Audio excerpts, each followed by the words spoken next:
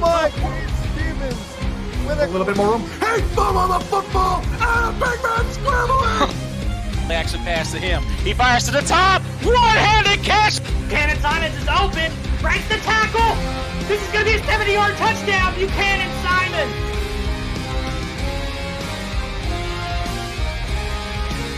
Over the top, and that might be the most impressive interception all day. What a shoot! Breaking through the tackle. Oh no! What a ridiculous sequence of events. He's got Heath McDaniel Jr. inside the 10 to the 5. Touchdown, Carolina. The kick is blocked from Zuderveld. It's loose. How? What?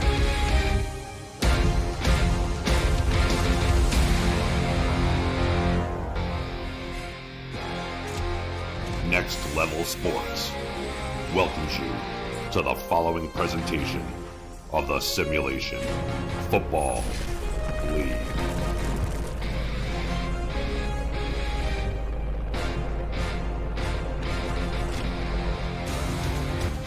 The Sunshine State, Jacksonville, Florida, the seat of Duval County. Metropolitan population of 1.5 million strong, and this afternoon, center stage for one of the biggest air shows in SFL history, as the undefeated Baltimore Vultures swoop in to face the Jacksonville Kings. This is the Simulation Football League presented by APM Music, as we welcome you to Jacksonville, Florida. My name is Josh Circle, bringing you play-by-play for this afternoon's matchup, and joining me in the booth is my best friend in the whole world, Gerald Giudicelli. And Gerald, Baltimore has been dominant the first 2 months of the season. On the other hand, Jacksonville had a 3-game winning streak snapped last week, and they currently sport a losing record. Do the Kings have a chance here this afternoon, catching the Vultures in their own building? They might, because Jacksonville, believe it or not, has the advantage in this series, 3-1, but they're going to be tough pressed. This Baltimore Vultures team is just clicking on all cylinders in all phases of the game. And not only the Baltimore offense, which is setting passing marks left and right, already have 2 receivers in the 1,000-yard club with 4 games to go. What about this defense, Gerald? Al Walker, 8.5 sacks, 16 TFLs on the season. The blockbuster, Saron Yates, 16.5 sacks, 20 TFLs. Both those marks lead the league, and we haven't even mentioned Alvin Mack, and of course Giovanni Bolt with a ridiculous 13 interceptions already. Yeah, Bolt 2 interceptions away from tying the record, and like you said, the combination of Yates at the 4th and Walker, 25 sacks and 36 tackles for loss. And then you get Giovanni Bolt with special teams with 2 touchdown returns already for the season. So Baltimore is, like I said, clicking on all cylinders. The Jacksonville can beat them. We'll see what happens here as kickoff.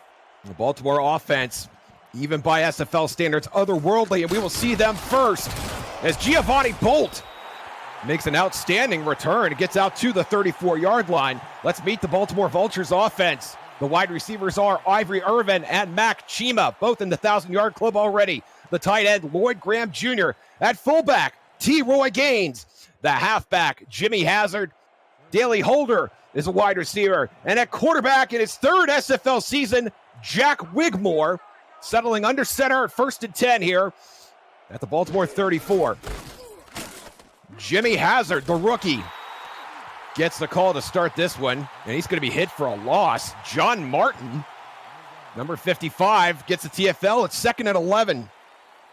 Yeah, John Martin, inside the rookie inside linebacker. A lot of rookies on this Jacksonville team. They have at least 3 on defense. They came up with a great stop there, making it 2nd and 11. Split backs, Gaines and Hazard in the backfield for Wigmore. You see Jacksonville crowding that line again. Wigmore will throw on 2nd down. There's a catch at the sideline. And that is Irvin doing the toe touch, making this a 3rd and manageable, Gerald. Yeah, that's what we expected from this Baltimore offense. Number 1 in chucking the football, 407 yards a game average. That's pretty good for the first 2, 3, or 4 games, but we're 8 games deep into this season. So they're throwing the ball with very good efficiency. And look at the throw the ball here on 3rd and 4. Hazard in the backfield. Wigmore, pump fake. Going over the middle this time. Deflected and nearly picked off. A little bit of volleyball breaking out there in the Jacksonville secondary. John Martin on the coverage, and Baltimore will punt. That's a big, big win for Jacksonville to get them to 3 and out. on the first drive. Jacksonville needs to do something here to respond. Hopefully get some points on the board and put Baltimore in a hole early.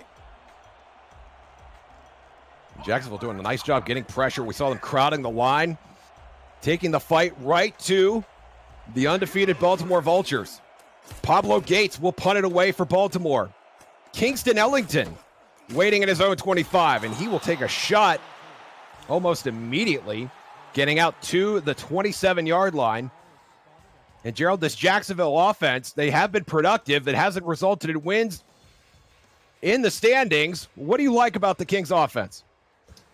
What I like about the Kings offense is Jared Willis is really having a horrible season by his standards, averaging only 2.2 yards a carry. I think he needs to have a really good game here to have Jacksonville have a shot at beating Baltimore. Hand off to Jared Willis, and he'll be stopped at the line. Let's meet the Jacksonville Kings offense. The wide receivers, Grayson Willis, Kingston Ellington, and Shea Carroll. The tight ends are Jack Wall and the rookie Talon Steele. The offensive line, Brian French, Robert Crone, Alden Bleeker, and the lovely and talented Olivia Bleeker. Jared Willis is the halfback, and at quarterback in his 5th SFL season, Marcus Dunhill, who settles in under center for 2nd and 10. Willis in the backfield to his left.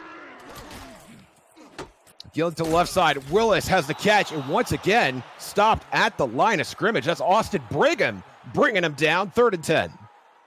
Austin Brigham just ranging out there to the left-hand side of the line, brings him down for no gain. And another big positive for Jacksonville is having Marcus Dunhill under center, a former champion in this league in season 14.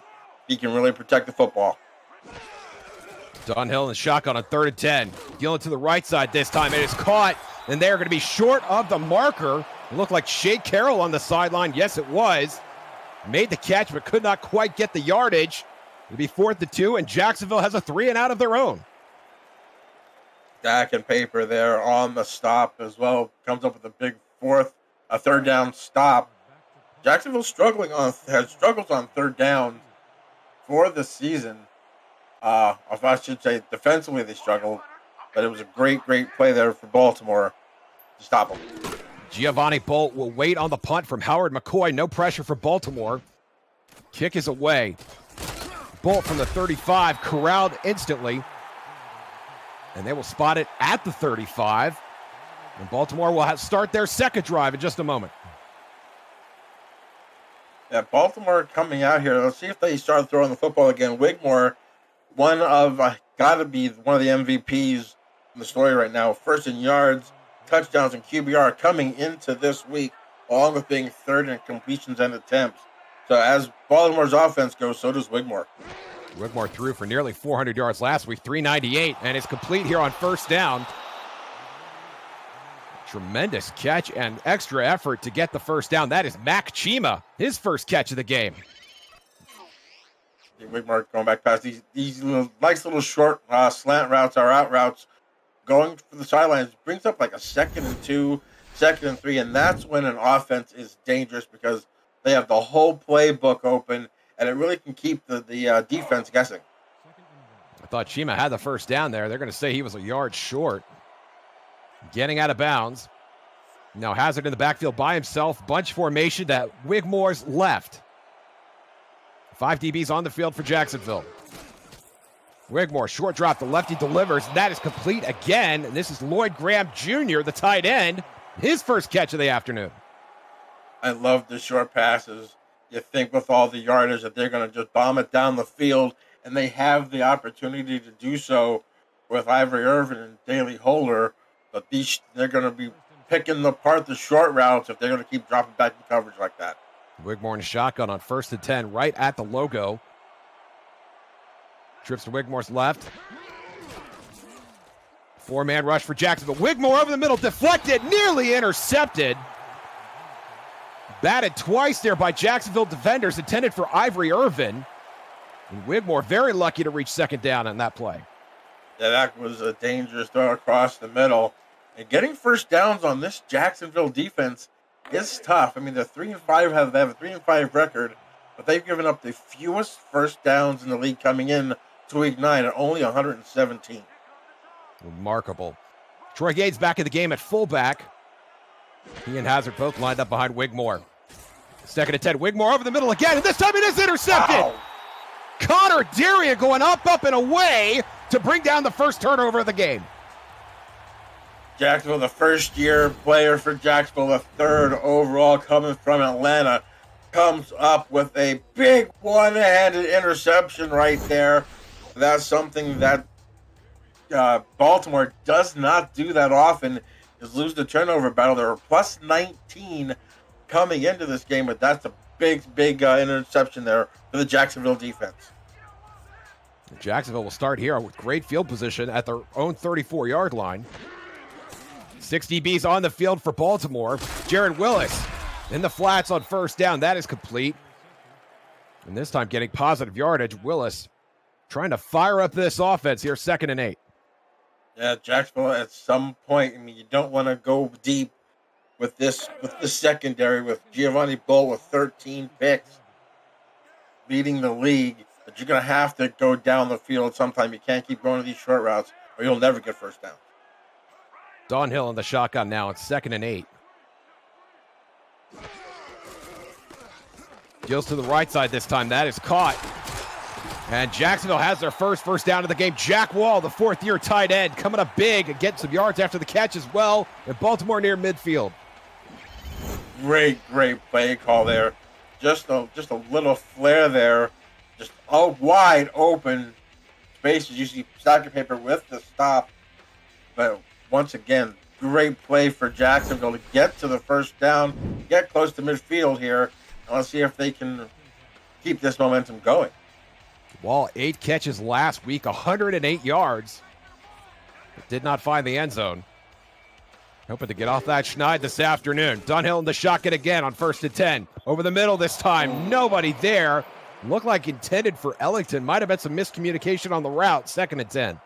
That was an ugly play for the Jacksonville offense, as that ball was just nowhere near a receiver. Comes up with 2nd and 10 here. It's a big drive for Jacksonville early in this ballgame. Jacksonville making progress on the offensive side. Had not been a weak spot necessarily for them. 7th in the SFL in terms of yards per game. And now Dunhill dropping back on 2nd and 10. A deep drop over the middle again, and that is caught. And I think that's Shea Carroll going over the middle. Yes, it was. And Carroll delivers a 3rd and short for the Kings. Tell you what, this rookie offensive line of French Crone and the Bleakers, Aiden, Alden, and Olivia are having a day so far here in the first quarter, protecting Marcus Dunhill, having a great game on the offensive line right now. 3rd and 1 now. Dunhill deals again, and that is caught. Grayson Willis finally makes a stat sheet, and he's got himself a first down. I love the play calling for Jacksonville right now, just getting those little short routes, basically taking the page out of Baltimore's playbook, but coming up with better efficiency here. First downs on back-to-back drives right now, so it's going to be here 1st and 10 at the 34.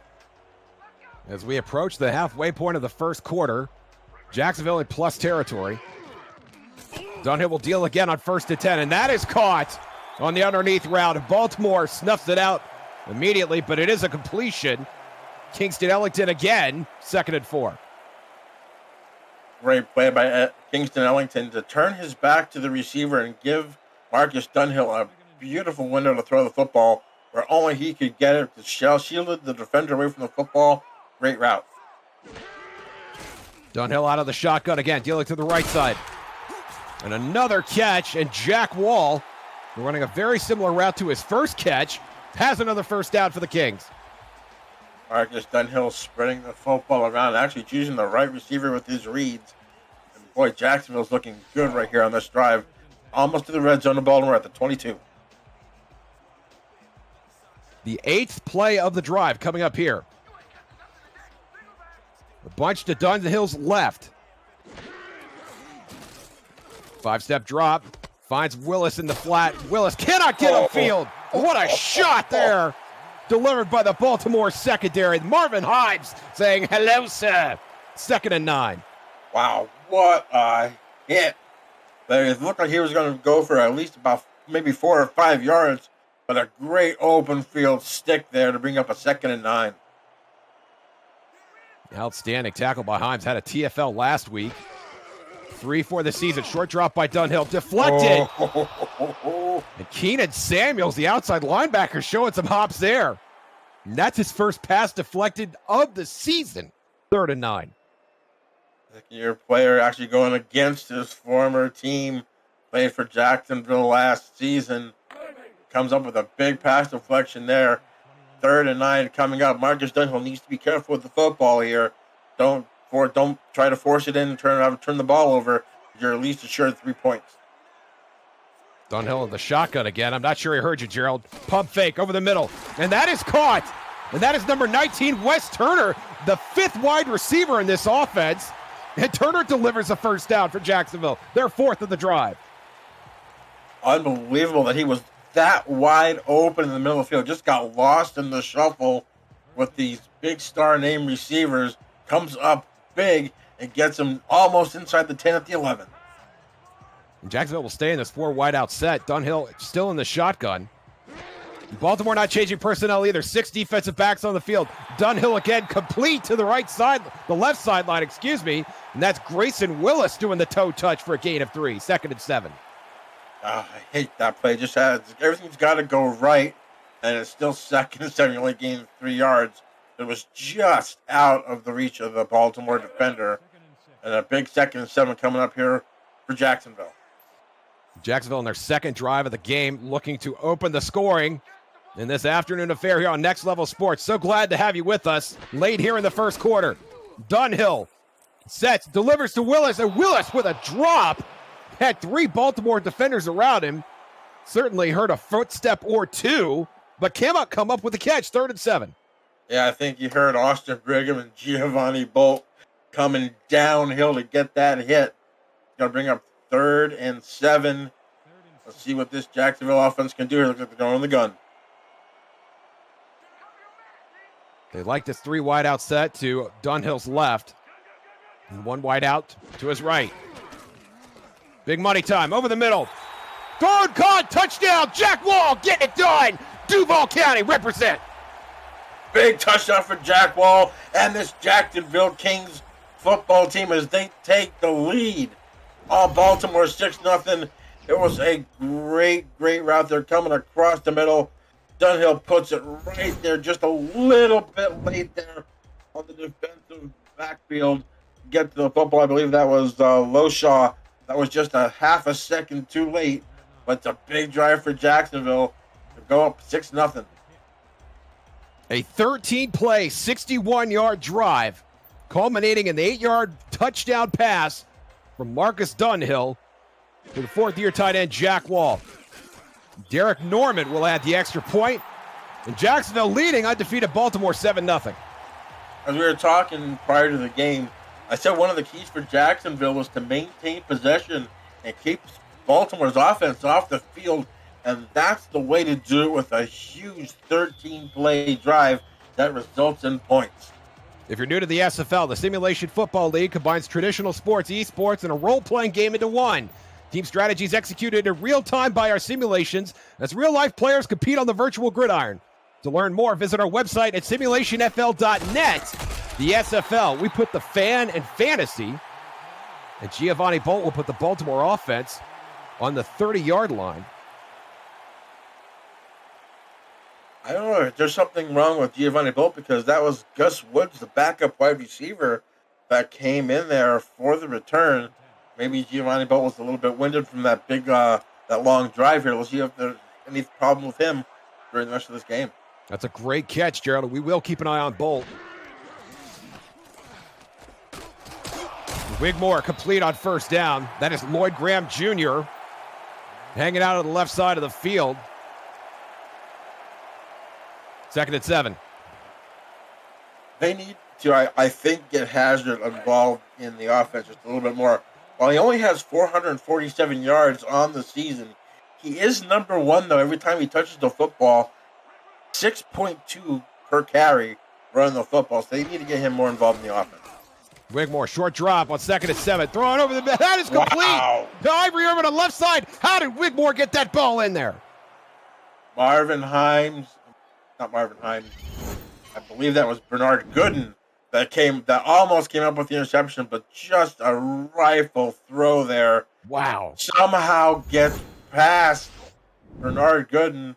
Zuccolomano there with a stop, but just like that, they're in Jacksonville territory. For the first time this afternoon, Wigmore under center, and there's Jimmy Hazard around the left side. Spin move back inside, back outside again, has the first down and more, to the 10, and finally dragged out of bounds at the 8-yard line by Connor Darian. Jimmy Hazard rips off a monster run. That's going to up that yards per carry quite a bit. A couple of spin moves there, and you see Connor Darian with the stop to prevent a touchdown. But just like that, Jacksonville defense is really in pressure right now, trying to hold off Baltimore, get in the end zone as they are in the red zone right now. 1st and goal for Jack Wigmore and company. T-Roy Gaines back in the game at fullback. Hazard up the middle. And Hazard dragged out Zuccolomano, getting into the backfield and dragging down Hazard for no gain. 2nd and goal. I've given them a loss of a half a yard there, but 2nd and goal. This is where Jacksonville's defense needs to get pressure. They have everybody on this defense has tackles for losses. They need to get in that backfield and create more pressure here. Trips to Wigmore's right, deals to the right, and that is caught and immediately brought to the ground. 3rd and goal. I think they're saying that he dropped that football. They're marking it back at the 8-yard line. Yes, they are. So it's a 3rd and goal here from Jacksonville's 8. And I'm impressed right now with the way Jacksonville's standing up to this Baltimore offensive pressure that they can put on, and they've been putting on all season long. And the Jacksonville defender delivering a great hit on Chima when that ball got there. Wigmore in the shotgun now on 3rd and goal. Wigmore has time over the middle. That's caught for a touchdown. Daly Holder holding on to that one to bring Baltimore's first score of the game. Great throw there by Jack Wigmore. Touchdown pass number 30 on the season. Just wide open. Had no chance of getting that football. And if Jacksonville wants to win this game, they got to start putting pressure on Jack Wigmore, who's having a phenomenal season. And Shark Tarkenton coming on here to tie it up with the point after. Baltimore in just 6 plays, 87 yards, culminating in the 13-yard touchdown pass to Daly Holder, his 7th of the season. Tarkenton adds the extra point, and we are knotted at 7 apiece. Pablo Gates here with a great handle and a horrible snap. But Baltimore answers Jacksonville. I wouldn't say a quick strike, but 6 plays, 87 yards. And it goes for that touchdown pass, Wigmore to Daly Holder to tie it up at 7. Visit the SFL League website at simulationfl.net for information on how to create a player to join our community, the league and the teams that play in it, and a comprehensive history of the SFL. It's over 1,500 games, and it's thousands of players who have hit the virtual field. The Simulation Football League, 17 seasons strong. And now Jacksonville, that has done, as you noted earlier, Gerald, a great job of protecting Marcus Dunhill, will go back to work with their worst field position of the afternoon at the 23-yard line.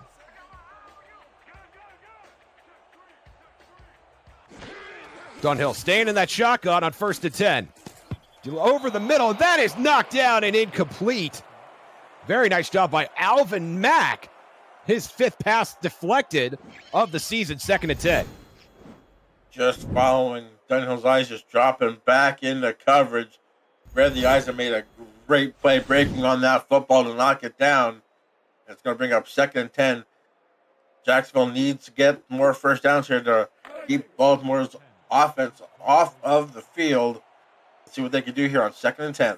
And as Shan Varner points out in the stat truck, neither side has managed a sack so far in this game. Jacksonville hoping to keep that trend continuing at least on this drive. Dunhill in the shotgun again. Drops back, has time to throw. Dealing big over the middle, deflected and incomplete. Giovanni Bolt He of the 13 interceptions on the season, knocking that away, and it's 3rd and 10. Whenever there's a deep pass on, whether it's in the middle of the field, on the sidelines, you see Giovanni Bolt there. Like you said, 13 interceptions so far on the season, having a phenomenal season in the Baltimore backfield. Dunhill being almost disrespectful, throwing it that close to the 8th-year free safety. Dunhill staying in the shotgun on 3rd down. Over the middle again, and this time it's caught! Jacksonville with a big gain down the field. Kingston Ellington. And Jacksonville's on the logo. Unbelievable throw there. As you can, maybe Baltimore does have, if it's an Achilles heel, they are in the bottom 3rd of allowing pass rush. They're allowing 300 a game. They usually combat that with having all these takeaways. They have 34 takeaways on the defensive side of the football, but Jacksonville right now looking good here in the first quarter. You saw Giovanni Bolton frame. It looked like he was trying to cover 3 guys at the same time. Did not work out that time. Dunhill under center on 1st down, throwing to the left side. A big hit delivered by Marvin Himes once again on Kingston Ellington.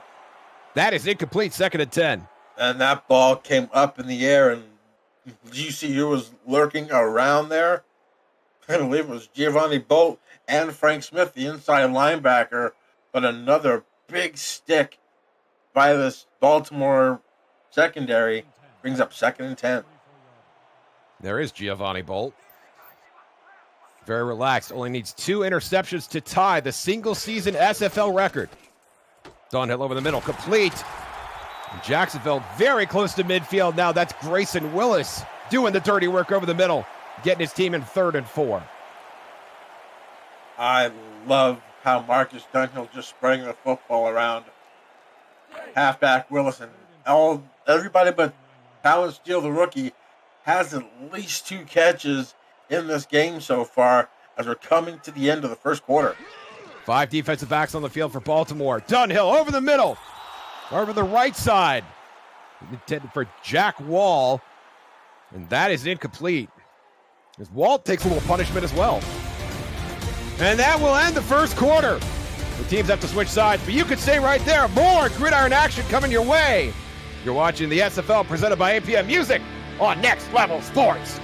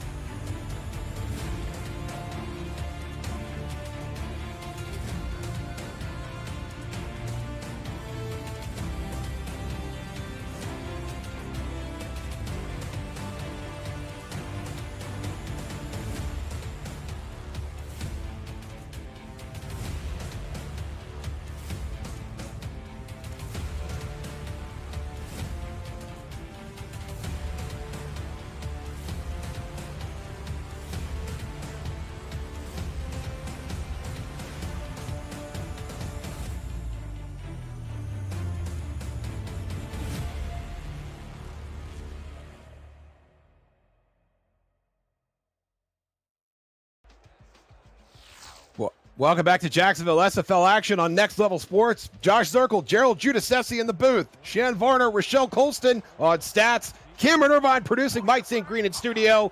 And Jacksonville on 4th and 4 is going to punt it away from midfield here. To Giovanni Bolt, maybe the worst or best special teams weapon in the game, depending on which team he's on. You might have to the 19-yard line. Excuse me, Joe. Go ahead, sir. I think you might have been better to punt that toward the sidelines and getting the ball in the hands of Giovanni Bolt, like you said, one of the premier returners in this league.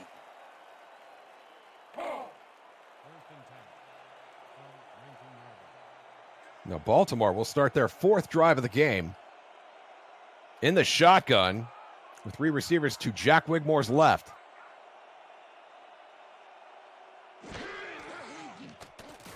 Jacksonville on the twist, Wigmore over the middle. That is caught. And a nice gain right out of the gate for Lloyd Graham Jr., the 6th-year tight end, 2nd and 3. I don't know if there was miscommunication or not there, because there was Graham and Daly Holder in the same area.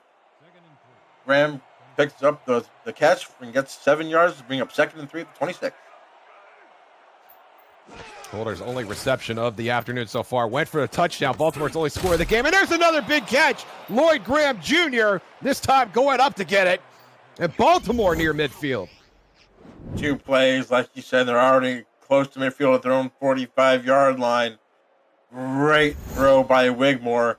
And like it was pointed out that there were no sacks so far in this football game. They're going to need to start putting pressure on these quarterbacks here, or this might be a barn burner of a football game. Hunter Norwood, Taquan Hale, a couple of legends in the SFL pass rush game.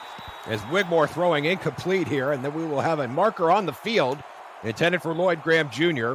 And let's see what the penalty is, Gerald. I think they might be getting John Martin here on a pass interference call across the middle, and that's definitely going to be the call. John Martin hitting him a little bit before the ball got there, and it's going to create a 1st down here for Baltimore. And Baltimore, as if they needed any help moving the ball down the field. Getting a nice little helping of yardage there from the Jacksonville defense. And there is Lloyd Graham Jr. 4 catches, leading all receivers in the game right now, 34 yards.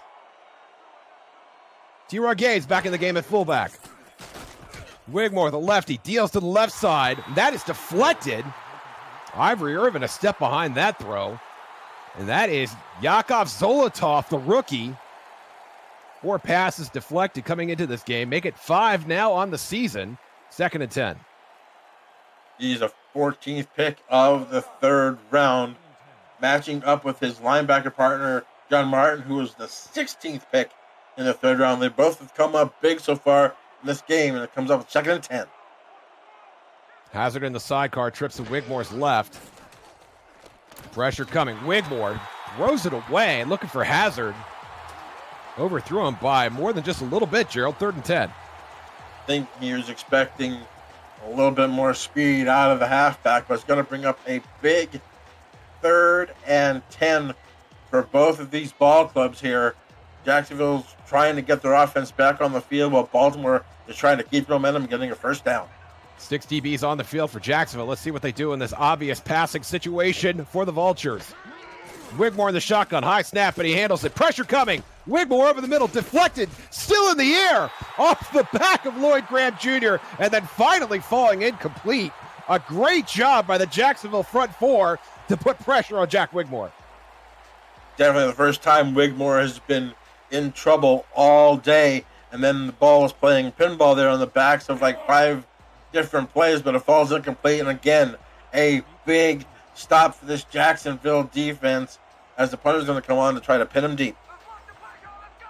Pablo Gates standing just short of the logo at midfield. Pressure coming. Gates gets it away. And there's Ellington waiting at his own 15. Finally brought down at the 19. And Marcus Dunhill and company will get back to work. Both of these teams now just playing inside the 30s right now. Can't get the ball any further. Again, another drive starting inside the 20 for Jacksonville. Let's see what they can do here with 9:37 left to go in the half. Dunhill in the shotgun. We've seen a lot of this from the Jacksonville offense this afternoon. Jared Willis to his left. Throwing on first down. It's caught, and a sliding Jack Wall. Surprised they didn't give him forward progress on that. They're saying he was touched as he went down. 2nd and 2. How that ball wasn't intercepted is beyond me. But somehow Marcus Dunhill gets the ball to his receiver to bring up 2nd and 2. Dunhill, 14 of 21 on the afternoon so far. Back in the shotgun on 2nd and short. Play action to Willis. Pressure coming. Throw it to the right side. It's caught, and that will be a first down for Jacksonville. And you see the rating there. Having a nice game so far, delivering that to Shea Carroll. 95 QBR. Boy, that big handoff to Jared Willis just froze the linebackers, able to get to the sidelines, get that first down. And it's all Marcus Dunhill so far in this first half. Dunhill staying in the shotgun. 6 DBs on the field for Baltimore. 4-man rush for the Vultures over the middle. Intended for Ellington again. That is incomplete. 2nd and 10. Yeah, it's going to be a drop for Ellington as he was stretching for the ball. Got hit as he reached, and the ball falls incomplete. It's going to bring up a 2nd and 10. I'd love to see them get Jared Willis involved in this game a little bit more running the football, because you can only test that Baltimore secondary so much without getting burned. Willis, who got some action early, will be on the sidelines here on 2nd and 10. 4 wideouts again for the Kings. Pressure coming. Dunhill throws a strike over the middle. That's complete to Jack Wall. His 4th catch of the afternoon. And brings up 3rd and 3. Again, we got to point out how well these offensive lines are playing. You're having Saron Yates and Al Walker, 2 of the best defensive linemen in this league, being basically nullified by this rookie Jacksonville's offense. Willis gets the call, but nowhere to go. Alvin Mack, the 3rd-year linebacker, manages to get into the backfield, get a TFL, and that's going to bring the punt team out for Jacksonville. The 7th tackle for loss of the season, and it was big as they tried to get the ball to Jerry Willis to keep them off guard, but you couldn't fool him as it comes up with a punting situation, 4th and 4. Howard McCoy waits for the snap. There it is. Pressure from Baltimore. Gets it away. And that was a close one. Bolt will fair catch at his own 31.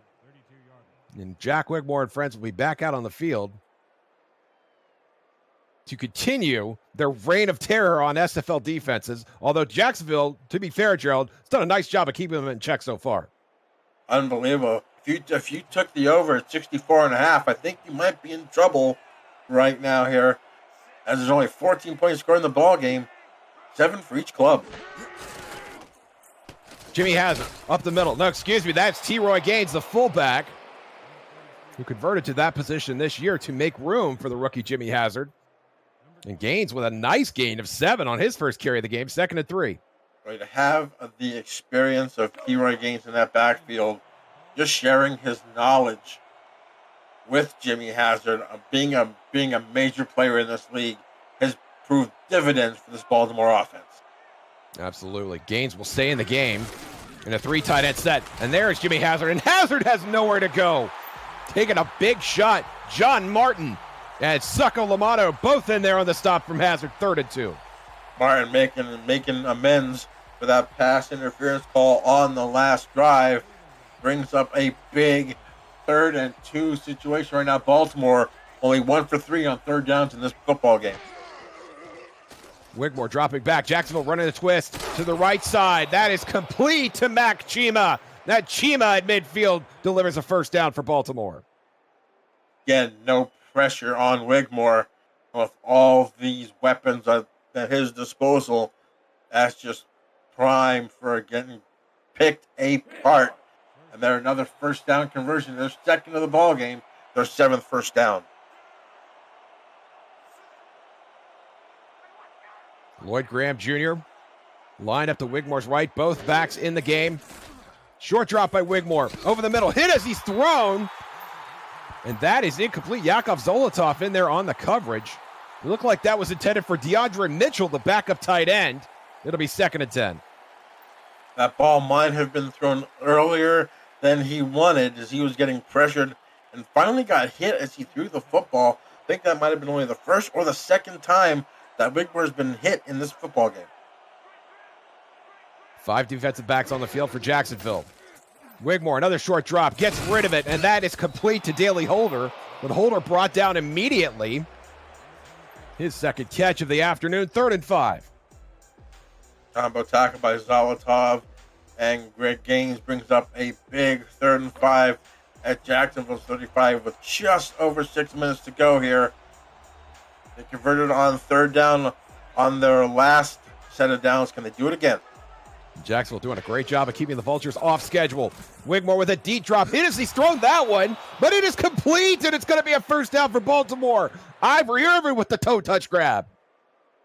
You need a big play, you go to your leading receiver in Ivory Irvin, like to hit as he threw the football, but got it there in perfect timing as Ivory Irvin comes into this game, with 1,099 yards, second in yards, number 1 in touchdowns with 10. Both of Baltimore's first downs in this drive from toe touch grabs near the sidelines. One on each sideline, in fact. Wigmore over the middle this time, and it's Graham Jr. who has the 1st down, breaks the tackle to the 20, the 10, it's a race to the pylon, and he trucks Connor Darian to get to the end zone. Touchdown, Baltimore. What a run after the catch there by Lloyd Graham Jr. Watch this as he catches this football, and he's going to look like he's going to break to the inside, gets a great block there, and then just outruns John Martin, and as you said, bowls over Connor Darian to get in the end zone, and just like that, Baltimore takes the lead. And Jacksonville did such an amazing job on that drive, getting Baltimore into 3rd down situations. And just like that, Lloyd Graham Jr. puts the game in his hands and gets Baltimore their 2nd touchdown of the game. A 12-play drive spanning 81 yards, culminating in the 35-yard catch and run by Lloyd Graham Jr. Tarkington adds the extra point, and Baltimore has their first lead of the game. You can only hope to contain them. Just great offensive play calling there, and just a great individual effort there by Lloyd Graham Jr. to get that ball into the end zone, as it looked like he was going to get stopped for a 1st down, but just made a great spin move to get to the outside and just outran the Jacksonville Kings defense to the end zone. As we hit the halfway point in the 2nd quarter, Kingston Ellington trying to run out from his own end zone will barely get out to the 21-yard line. Marcus Dunhill, after watching his defense, fights so valiantly for 11 plays only to give up the touchdown, will now take the field with 5:28 remaining in the 1st half. Dunhill, this offense needs to answer with a touchdown drive of their own. You can't afford to get behind them too much. Dunhill throwing a strike on 1st down, and that is caught into double coverage. Dunhill somehow gets that ball in there. It's a gain of 8, 2nd and 2. How? How?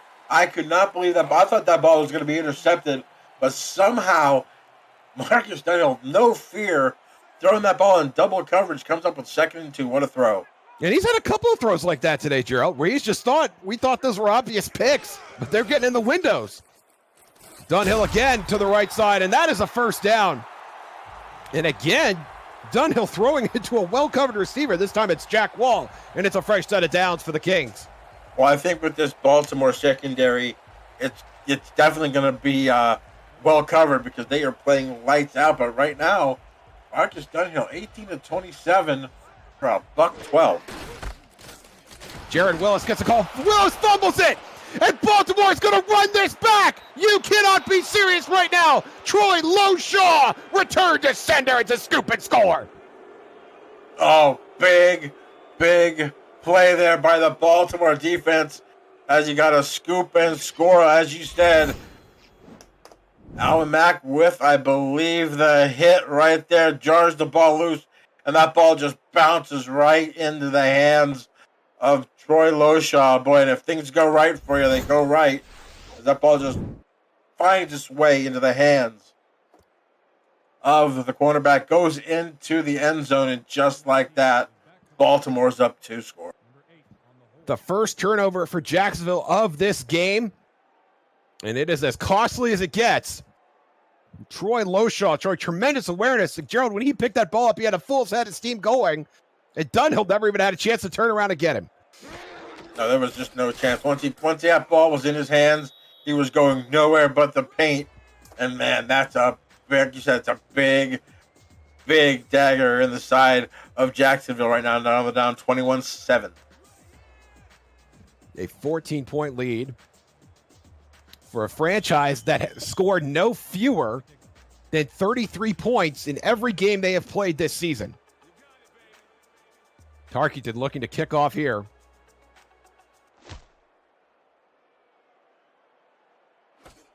Ellington from his own goal line. Up the middle, out to the 24-yard line. But Dunhill and company will try it again, this time with 4:21 left in the first half. That's Baltimore's 35th takeaway on the season. They had 37 all of last year, which ranked them second in the SFL. So this Baltimore Vultures defense, again, coming up huge. 2 tight ends on the right. Baltimore jumps off sides. Dunhill's going to throw to Willis. Willis cannot get past his own line of scrimmage. Alvin Mack bringing him down, but it's going to be all for naught, as Jacksonville's going to get 5 yards on the penalty. Yeah, the offside is called. Basically got him a free play. Would like to have seen them go down the field a little bit more, as you see Al Walker getting pinched there for jumping off sides. Is going to bring up a 1st and 5. And as we've said before, no sacks yet in this game for either team. And Al Walker, who has 8.5 on the season, eager to get sack number 1 in this game. A little too eager on that play. Fred Foreman, the fullback. Excuse me, that's Willis in the sidecar for Dunhill. Dunhill throws to the right side. And that is complete again to Jack Wall, who's been the primary catalyst of this Jacksonville offense so far. And he'll be close to a 1st down. Going to be just inches short. And as you said, no sacks in this football game. In fact, Zeron Yates and Al Walker, along with Tucker Lewis and Nate Brown, yet to get on the stat sheet. Dunhill, short drop over the middle. Caught! And that is a 1st down for Jacksonville at just the right time, getting the offense going. Grayson Willis taking some punishment as he moves the chains for the Kings.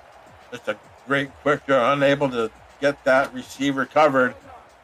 Another beautiful thrown football by Marcus Dunhill, as they are just shy of midfield at the 43-yard line. Trips to Dunhill's left in the shotgun on 1st and 10. 6 defensive backs for the Vultures. Dunhill has time over the middle, complete, and that's a huge catch. And that's Wes Turner, the backup wide receiver, coming up with another big catch and a 1st down. These quarterbacks are not even going to have to get their jerseys laundered. They're being protected so much. It just finds a soft spot in the middle of that defense. And Marcus Dunhill again on the money with the football. Gets it down to Baltimore's 40-yard line here, just above the 2-minute warning. The last time Jacksonville got into plus territory, that drive culminated with a Jack Wall TD. Willis up the middle. Willis taking a shot from Giovanni Bolt, although that's probably his best gain of the afternoon, 2nd and 2. Definitely his best gain of the afternoon. His longest run before that was actually 1 yard. Going to bring up the 2nd and 2 here. I'd like to see that, give that ball to him, get his confidence back from that earlier fumble that cost him a touchdown. And that will bring us to the 2-minute warning. Jacksonville down 14, trying to get a little closer before intermission. Can they do it? You're watching the SFL presented by APM Music on Next Level Sports.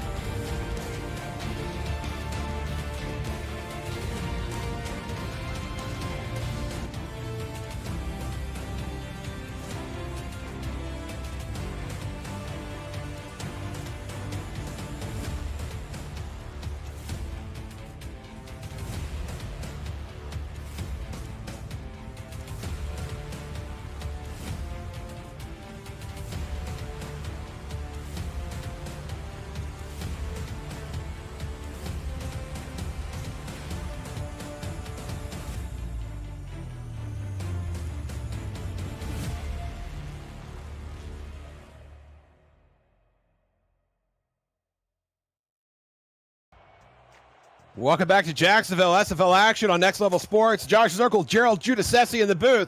Shan Varner, Rochelle Colston on stats. Cameron Irvine producing. Mike St. Green in studio. Jared Willis carrying for a first down. And Jacksonville will move the chains here with less than 2 minutes remaining in the first half. And you notice what Willis did as soon as he got to the line of scrimmage. He put both arms around that football, protecting it, knowing they are definitely in field goal range here to at least get some points on the board before the half. Let's see if Marcus Dunhill can put it in the paint. And Jacksonville will get the ball to start the second half. So they get almost a 2-for-1 here if they can get points on the board. Dunhill throwing to Willis in the backfield. Can he get out to the line of scrimmage? He cannot.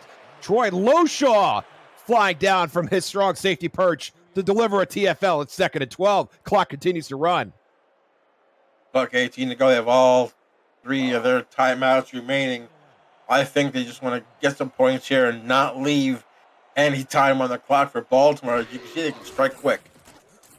Not a terrible idea. Dunhill to his left. That is caught. And now Jacksonville will use their first timeout. Talon Steele with his first catch of the afternoon. It'll make it 3rd and 6. Welcome to the stat sheet, Talon, as he gets the 4-yard gain or 6-yard gain here to bring up a 3rd and 6 from the 23 with 62 ticks on the clock. Dunhill in a familiar set. 3 wide receivers to his right. 6 defensive backs for Baltimore. Dunhill, time to throw over the middle. It's caught. And Jacksonville's inside the 10-yard line. They're going to hurry it up.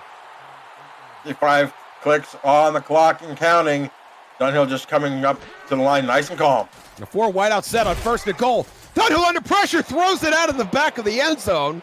And that is the first time we've seen any red helmets in that Jacksonville backfield. Tucker Lewis applying the pressure there. 2nd and goal. Great analysis there as he got hit for the first time, I think, in this football game, and it caused him to throw the ball out of the back of the end zone. Smart play to try to not force it to a receiver. Come back and live another day at 2nd down and goal. And Jacksonville has a chance to reset their personnel, but they're going to stay in this 4 wideout set. Baltimore the same with their 6 defensive back set. Dunhill over the middle, and that's intercepted. Baltimore taking points off the board. It's Marvin Himes who's had an outstanding game so far. Unbelievable. The 2nd turnover in as many possessions. I believe it was looking for Shea Carroll, and the ball just goes up, and he got burned for the first time throwing into coverage, and that's a big turnover this late stage of the second quarter. Jacksonville wanted to accomplish 2 things on that drive. Get points on the board and don't leave Baltimore any time. They accomplished neither one, and now Wigmore will have one more bite at the apple here in the first half. Jimmy Hazard up the middle will get a couple yards before getting blasted in the face by Succo Lamano. Clock continues to run. I think they just might be happy to take this football into halftime, being up 21-7. Just Baltimore's defense came up huge on the last 2 drives here. Yeah, they're in a 2-back set now. T-Roy Gaines back in the game. And that is complete to Irvin, who did not get the memo, going out of bounds with 11 seconds remaining. Brings up a 3rd and 3 here. I think you're going to see maybe a short pass to Irvin or maybe a handoff to Hazard here, just to see if they can get some yardage here to maybe try for a Hail Mary with 11 seconds to go in the half. We'll just see what they do here on 3rd and 3. They're 3rd and 5 right now on 3rd down conversion for the game. Wigmore in a passing set here, 4 wideouts. Hazard in the backfield by his lonesome. 5 DBs for Jacksonville. Wigmore, it's a short drop, and it's Irvin again. And again, Irvin goes out of bounds, this time with 8 seconds remaining. Another quick out, another 5, maybe 6 yards, another quick out to the sideline. Well, actually, you don't even have to do it with 3 timeouts. You can probably throw it across the middle at least once, get a stoppage here, and then maybe try the Hail Mary to get to the end zone here. That's a great point, Gerald. You only need 1 second on the clock to get that Hail Mary. But now we see Gaines back in the game. But still 3 wideouts for Baltimore. Wigmore, short drop over the middle. A big catch! Out to the middle is Mac Chima, and there's the timeout with 3 seconds remaining. They're at Jacksonville's 49-yard line. Like I said, they could have gone across the middle of the field. They had the timeout, so they could have exploited the middle of the field. And it comes up big for Baltimore as they now have a crack at the end zone. Another turnover might prove costly here for Jacksonville. As 3 seconds left, you got to drop the guys back in coverage, try to knock this football away. And the other situation to think about, too, is now Jacksonville's front four knows that they're in an obvious passing situation, and Whitmore will have to deliver a Hail Mary ball with some sense of urgency. With 3 seconds remaining, the pressure got through. Whitmore shrugs off a defender, but not the second. And he is brought down to end the first half. Hunter Norwood, the living legend, coming up with the sack. First sack of the ball game comes up at just at the halftime mark. The Baltimore takes a 14-point lead going into half. 21-7, Baltimore leads. Come back for the second half after this break. You're watching the SFL on Next Level Sports.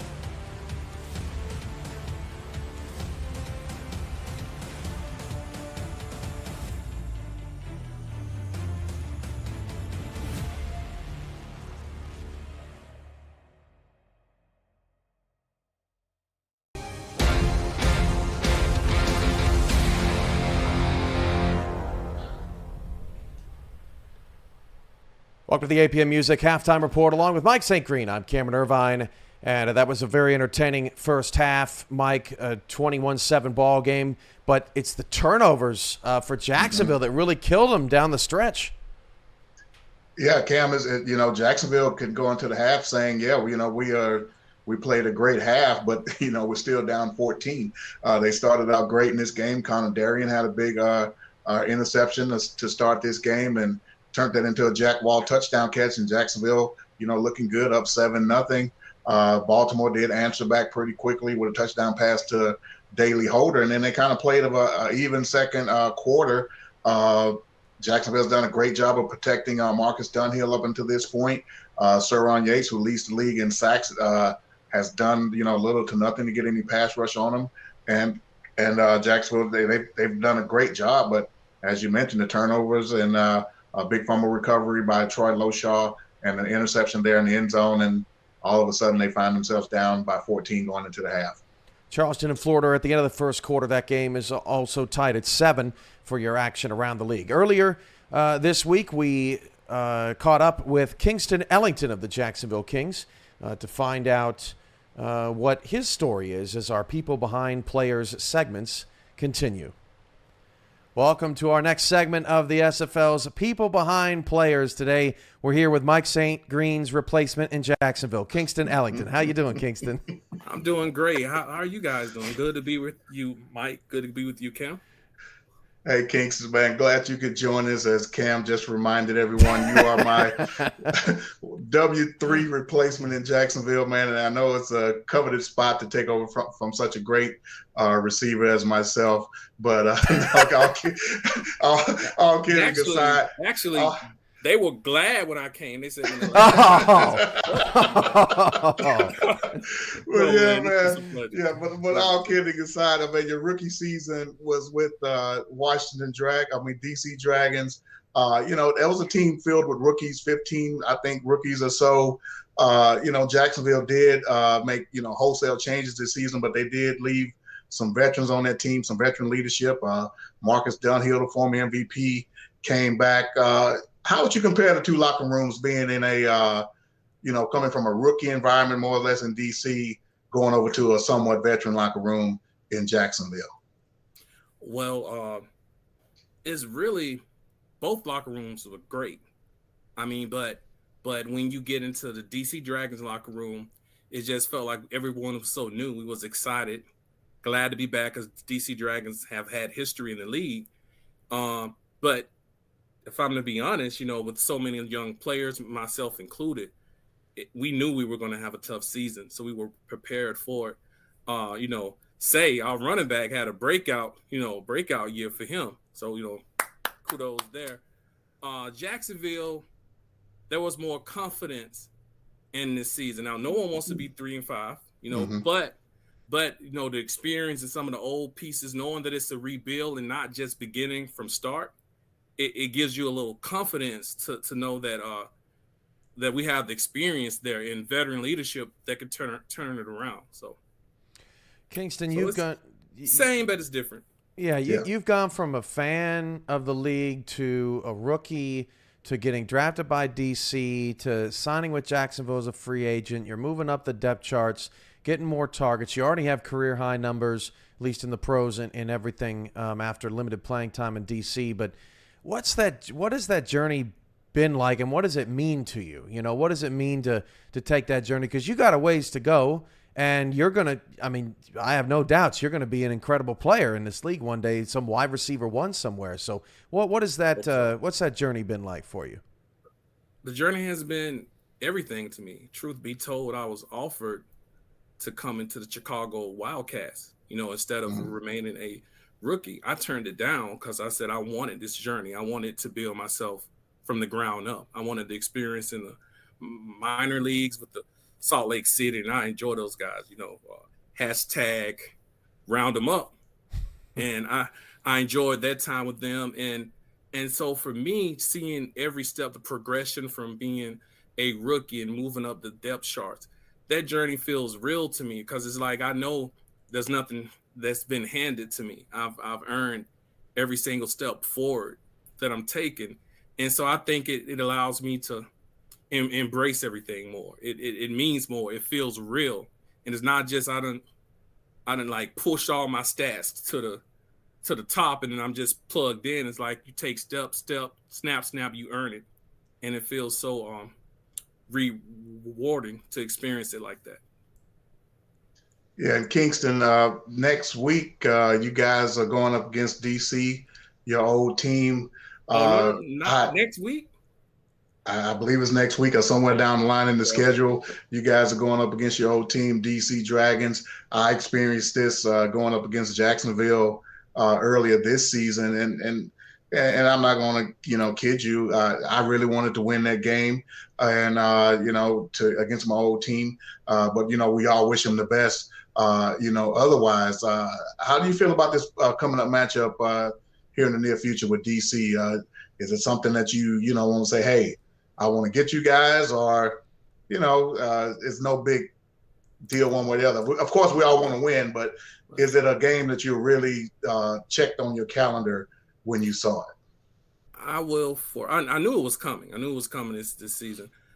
I will forever be grateful for the opportunity. As I say, those guys drafted me. They could have drafted some other guys, because really and truly, there were some great receivers in the minor leagues that just waiting to get a chance to get up here, and they took a chance on me. So I appreciate it. But yeah, we trying to beat them. We trying to put the foot in the butt. That's what we're trying to do. I mean, it's competitive, and that's just how it goes. So, guys, I love you guys. Y'all are a great group of guys. 2 thumbs up. But we coming to win. Like, I know they're coming to win. So but yeah, they're a great group of guys, and I got nothing but respect for those guys that want to try to get a W. Interesting note, Jacksonville, because DC was gone for a while. Jacksonville and DC last played in season 6, and they actually, Kingston, you're an SFL aficionado at this point, but you might not know the last time they played in the middle of a hurricane.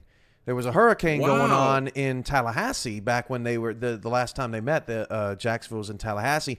It's the only game in SFL history that was played on a heavy rain setting, because there was actually a hurricane blowing through there, and we said, well, we didn't cancel the game, so I guess they're going to be playing in the middle of a hurricane. And it was crazy. Y'all will be in D.C., so you won't have to worry too much about that this go around. But it is interesting. It's 11 seasons removed, and that game just so happened to have some historical significance. But Kingston, you're you're from Georgia. What is Kingston like off the field? What do you like outside the league? And get to know you a little bit.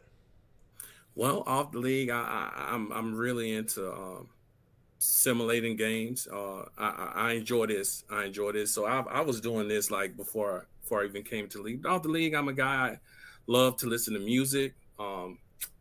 I enjoy long walks at the park. I don't know. I mean, I'm just this regular guy. I like sports.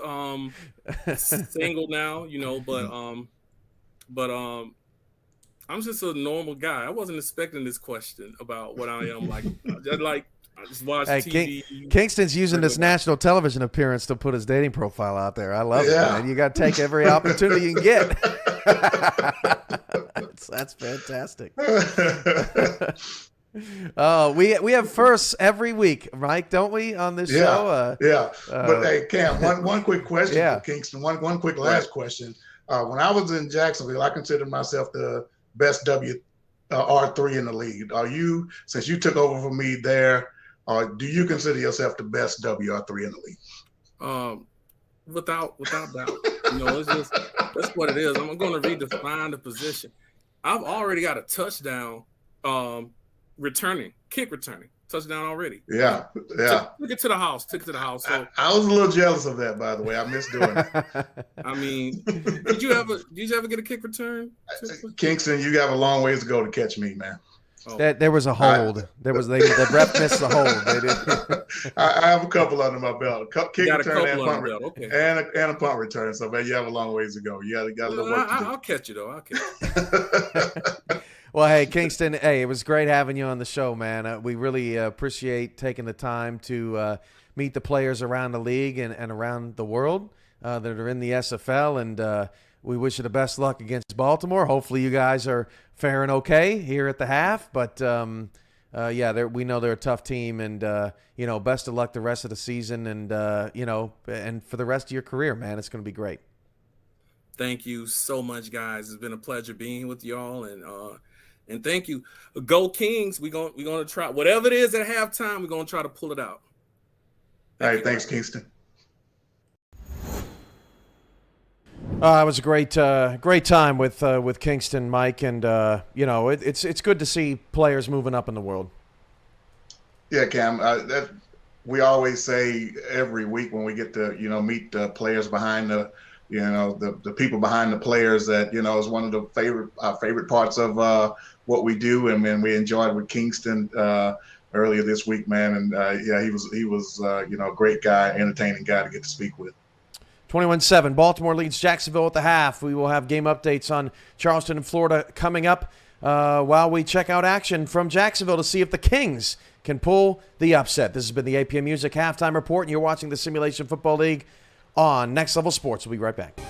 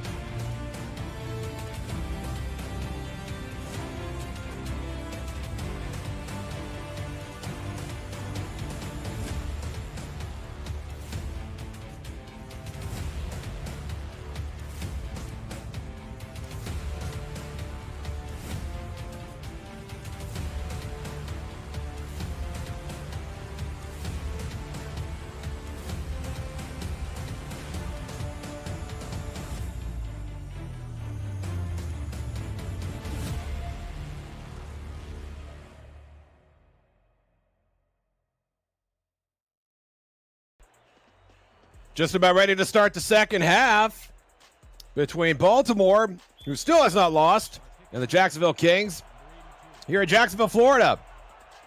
SFL action here on Next Level Sports. Josh Zergel, Gerald Giudice in the booth. Shan Varner, Rochelle Colston on stats. Thank you both. Cameron Irvine producing. Mike St. Green in studio, sitting around looking handsome. That's Kingston Ellington, who had a terrific halftime interview. Managed to get dressed, get back out on the field, and return this kick out to the 22-yard line. And Gerald, what a first half it was. Jacksonville hung in there, but then a couple of late turnovers gave Baltimore a 2-touchdown advantage. Yeah, all the turnovers in this game have resulted in points. Jacksonville took the first interception for Wigmore, and then that subsequent drive scored a touchdown, and then the scoop and score, and then the picks take it down the end zone. Dunhill with a big money throw over the middle, and that is complete. Shea Carroll, you go ahead and flex, young lady. Tremendous catch. And Jacksonville out the midfield in one play. Unbelievable. Just Marcus not even phased by those turnovers. Just goes and just throws a perfect strike to Shea Carroll and gets up to the 64-yard mark for the game. And just like that, they're midfield. I was just told Shea Carroll was a guy, so my bad, Shea. You got a great catch on national TV and just got emasculated. I have no words. Dunhill on first down, takes a high snap, and that is complete to Grayson Willis, who is most definitely a man and showing it on that play. What, two throws, and they are down to the Baltimore 26-yard line. And hey, don't feel bad. There are some fantastic female players in this football league. So hey, yes, there are. Don't be ashamed of being called a female. Definitely in this league. But Grayson Willis with a great catch, and Dunhill 2 for 2 down the field already in this third quarter. 2 huge receptions to boot. And now Dunhill will settle in under center in Baltimore territory. And there's another big catch, Talon Steele, getting a nice gain of 9 yards. And Jacksonville is officially in the red zone. Wow, just great throws here. There's not many runs in this football game, as I think there's a combined 12 handoffs in this game compared to over 60 throws. But right now, Marcus Dunhill is leading this Jacksonville Kings team down in the red zone. Very much a passing league, the SFL. Dunhill back in the shotgun on second and short. 4-man rush under pressure. Dunhill throwing it toward the end zone, and another interception. Troy Loshaw coming out with the pick in the end zone, taking points off the board.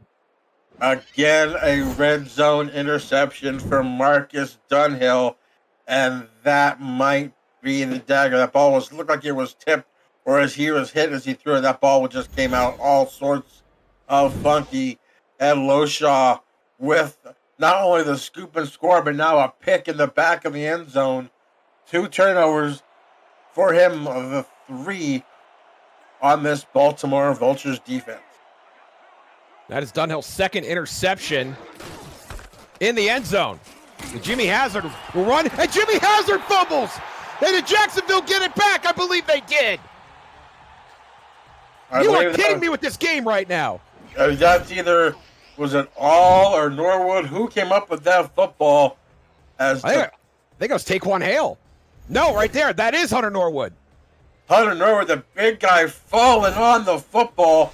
But a great defensive play there to strip the football away. And, wow, just like that, they get the ball back. And that's something that Jacksonville needed to stay inside Baltimore's territory. Big turnover there by the Jacksonville Kings defense. A huge turnover, and now Jacksonville gets the ball back at the Baltimore 25. Willis up the middle.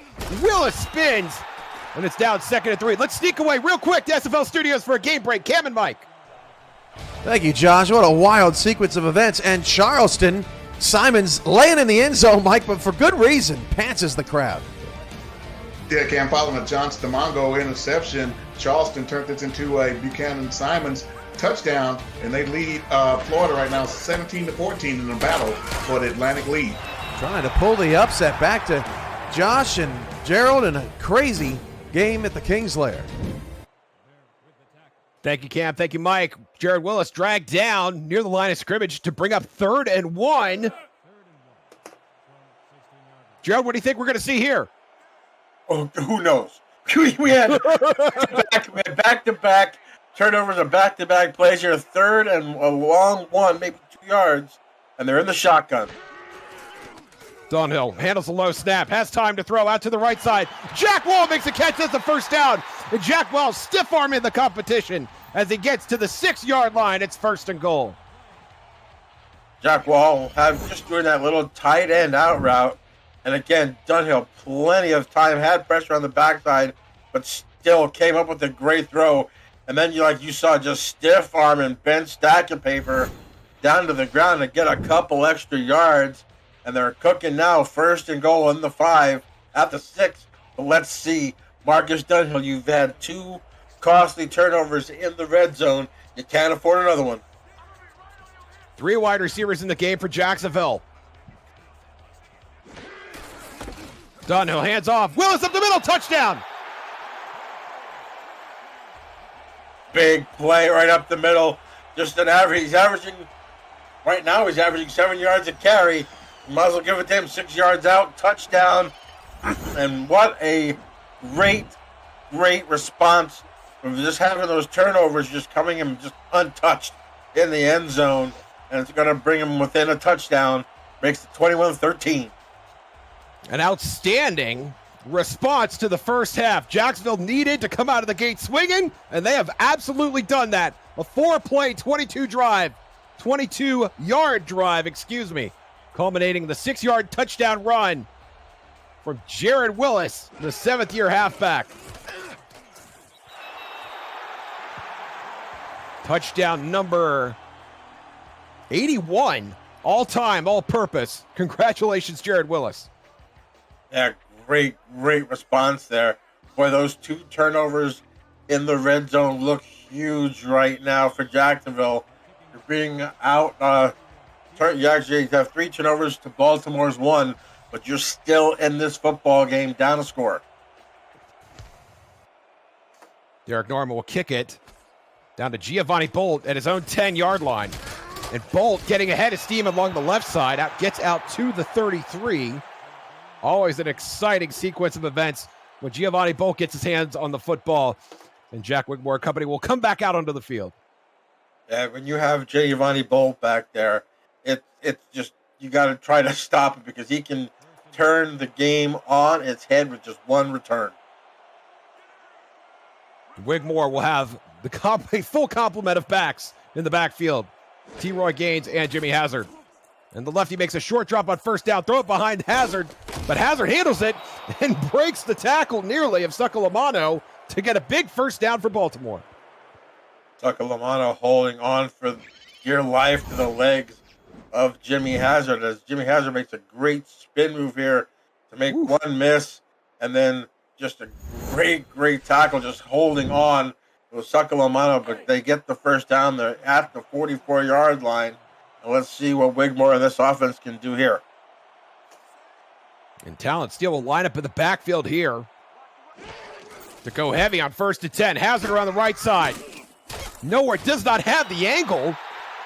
And is finally dragged down by a complement of Jacksonville defenders. No gain, 2nd and 10. John Martin coming up having a day with a tackle for loss there. His 4th tackle of the day brings up a 2nd and 10. Graham Jr. to Wigmore's left. Both the backs stand to block. Wigmore looking for Ivory Irvin, deflected. That time by Bernard Gooden, the 6th-year quarterback. 3rd and 10. He was looking for interception number 28 of his career. And if he would have rung that in, I think that would have been a pick 6. But it's going to bring up a big 3rd and 10 here for this Jacksonville Kings defense. If they can force Baltimore to a punting situation here, they have the momentum with that touchdown earlier in this quarter. Tremendous awareness by Gooden, jumping that route and getting that hand in front of the ball just in time. Wigmore in a shotgun now on 3rd and 10. Hazard to his right. 4 wide outs against 6 defensive backs for Jacksonville. Wigmore unleashing the dragon on the right side. Nowhere to go. Connor Darien getting both hands on it. Baltimore will have to punt. Trying to get his second interception of the ball game. But a big stop there for Jacksonville. They're going to get the ball probably not in good field position, but either way, they kept Baltimore out of the end zone. And to keep Baltimore at 21 points at this stage of the football game speaks kudos to Jacksonville's coaching staff. Absolutely. Pablo Gates gets it away. Fair catch from Ellington. Ellington nearly interfered with by his own player. By his own teammate, that is. But does make the catch. Dunhill and friends will take over at the Jacksonville 26. 6:36 to go in this third quarter. Marcus Dunhill actually playing absolutely phenomenal.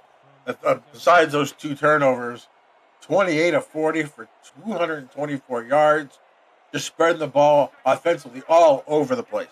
Dunhill took his team to the promised land on just 4 plays in their last drive to open the third quarter. Jared Willis runs around the left side, stiffs arm defender. Oh my goodness. What a tremendous show of disrespect by Jared Willis. This is what Jacksonville needed. They needed to get this running game going to keep Baltimore off balance. Had a great block on the outside and just absolutely pushed down. Was that Giovanni Bolt? Yes, it was. Wow.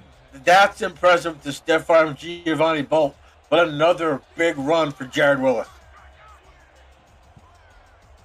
Outstanding run by Jared Willis, getting his team out to the 44.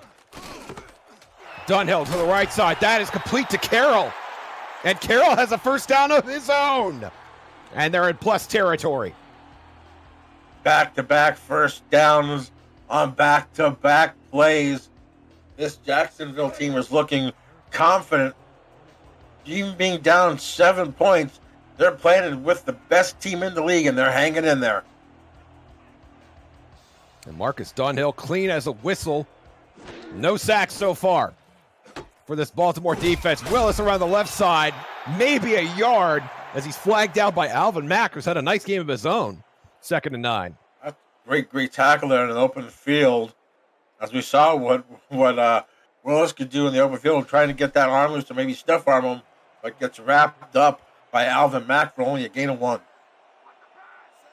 Dunhill back under center, bunch receiver formation to his right. Short drop, throws to his left. And that is caught, but I think the receiver was out of bounds. They're going to call it incomplete. 3rd and 9. There's Saron Yates, who we've yet to call in this game. Surprisingly, like I said, this offensive line, like we said earlier, of Brian French, Robert Crone, and the Bleakers, Alden and Olivia, are having a fantastic day up front here, but they need to keep playing good. It's 3rd and 9. And here comes the 4 wideout set we've seen so much from Jacksonville this afternoon. Dunhill handles the snap over the middle. That is caught! And that's Kingston Ellington. A tremendous catch over the middle, putting his body on the line. And Jacksonville continues to march. Great halftime interview and a great start of this second half for Kingston Ellington. Just a beautiful throw. Nowhere around bought that ball down. And they are coming down to the red zone once again. Baltimore looks shaky on defense.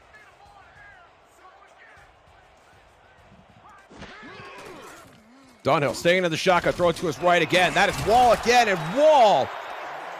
A nice gain on first down, gain of 8 to make it 2nd and 2. Jack Wall has been a busy man this afternoon.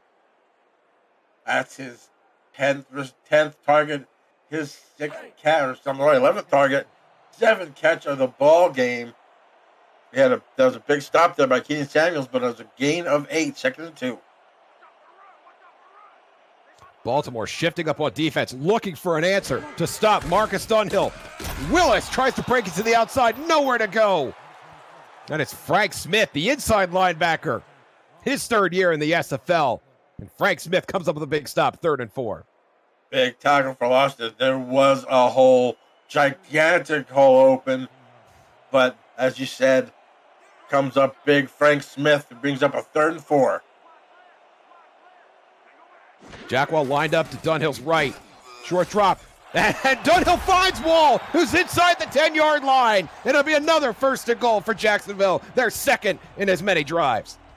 The ball was bobbled. Great concentration by Jack Wall to bring that ball in.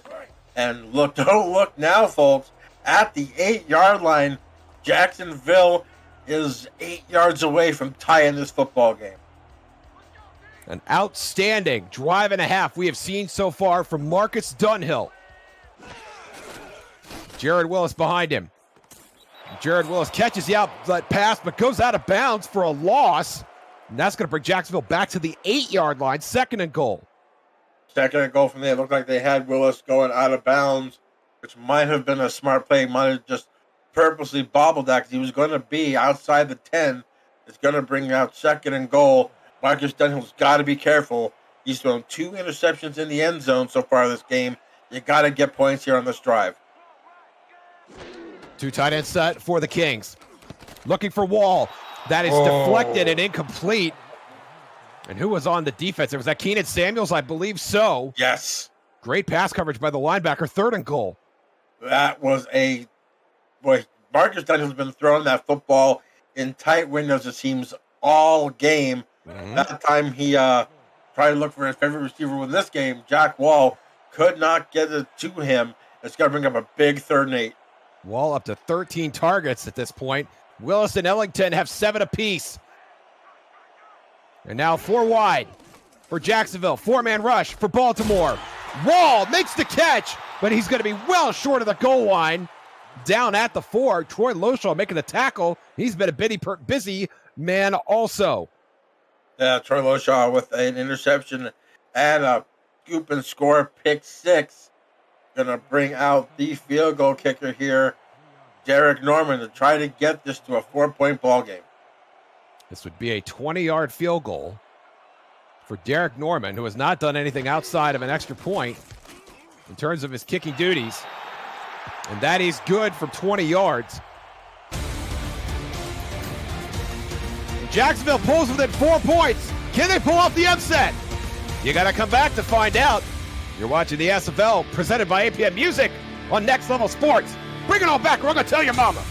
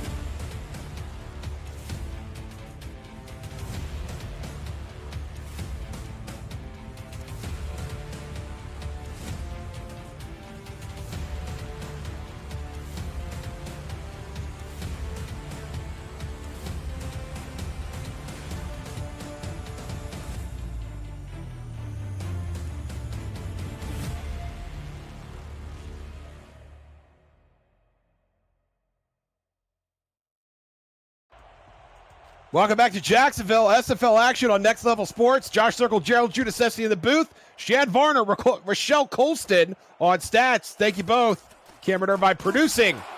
Mike St. Green in the studio. And Giovanni Bolt fighting for every yard he can get as he gets Baltimore out to the 33-yard line. And Gerald, this is shaped up to be quite a game. Unbelievable. If you're at Baltimore, you don't want Jacksonville hanging around. It's one of those games where Jacksonville, all they need is a scoop score, a pick six, similar to what Baltimore's defense got. They're down. So it's right now a do or die here for Jack Wigmore and the Baltimore Vultures offense. 3 wideouts for Wigmore under center. The lefty throwing down the field, and it's intercepted. Jacksonville comes up with a pick on the first play of the drive. It's Bernard Gooden. That's interception number 28. Had a chance at one earlier. Ball way underthrown. Looking for Ivory Irvin. And that's the turnover that Jacksonville may use to take the lead. Momentum is wearing the purple and gold right now for Jacksonville. Jacksonville, tremendous field position starting at their own 45-yard line. Dunhill, after a few untimely turnovers, nearly comes up with another one there. Ben Stackett-Paper found himself just nearly pulling off another interception, 2nd and 10. I don't think he was ready to see that football. That would have been the pick, just perfectly timed. And saying about throwing some ill-advised passes, that was a horrendous pass for Marcus Dunhill, but luckily for him and the Jacksonville faithful, it falls to the ground. 3 wideouts for the Kings. Dunhill under center. Jared Willis in the backfield by himself. Quick release. And that is deflected and finally picked off. 4 Baltimore defenders got a hand on it before Marvin Himes comes up with his 2nd interception of the game. Marvin Himes doing some big hitting and now coming up with the big interception, his 2nd of the game. Great deflection there by the outside linebacker, Alvin Mack, who is also having a great game. But Baltimore's defense comes up with the turnover.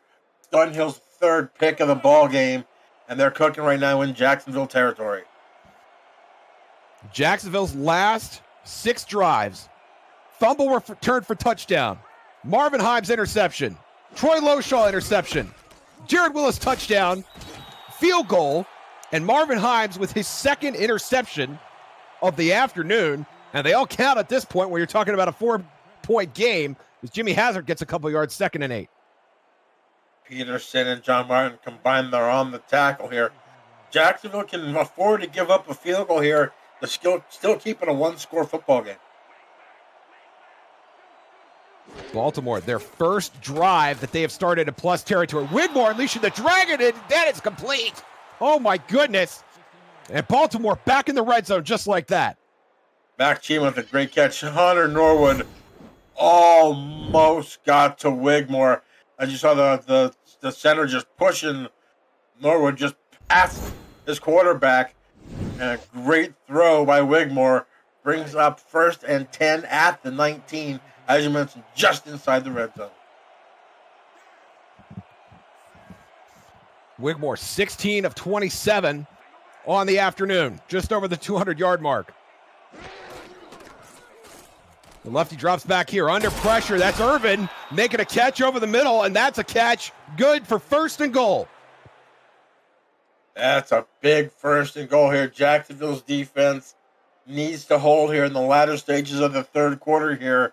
You can't give up a touchdown to Baltimore. It's going to be a little bit too much, too late for Jacksonville if that happens.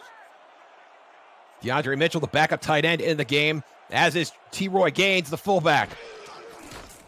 Wigmore dropping back, throw it to the left side. That is caught. And is he over the end zone? Did he break the plane? Ivory Irvin catching it on his back and sliding toward the goal line. They're going to spot him down at the 1. That's really, really close. Looked like he went out of bounds here as the clock. Oh, well, they're going to challenge the spot. I think this is a good challenge right here.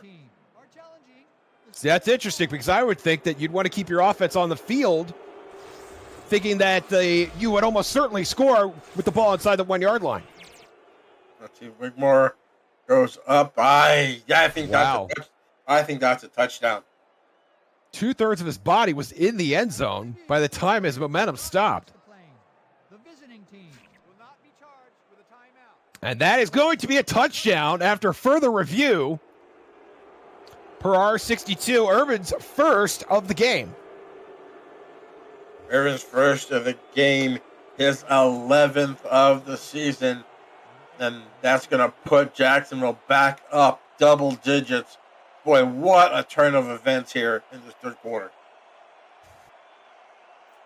Shark Tarkington looking to add the extra point after a 4-play, 34-yard drive, culminating in the 5-yard touchdown reception from fourth-year wide receiver Ivory Irvin. And Gerald, we have an 11-point game in our hands.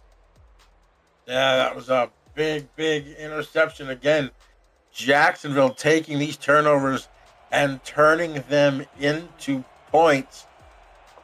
Jacksonville now got to come back here with a great drive here to somehow get themselves back in this football game. And they're running out of game to do it. We are in the last minute of the third quarter as Kingston Ellington, from his own goal line, gets out to the 25-yard line. And let's go real quick to SFL Studios for a game break. Cam and Mike. Thank you, Josh. What a wild game in Florida. Check this play out. Yeah, Cam. Andrew Francis with a big tip and catch and almost takes it in for the touchdown, but Bullet Bolesky did finish off this drive one play later, and Florida goes up 24-17.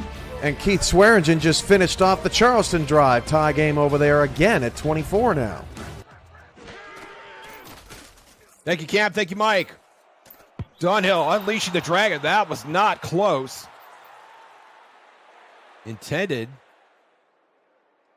for Grayson Willis. That's going to be 2nd and 10, Gerald. Yeah, it's 2nd and 10. It looks like the defense has been practicing their tip drills coming into week 9 here. That's another tip drill pick, as we saw in that replay.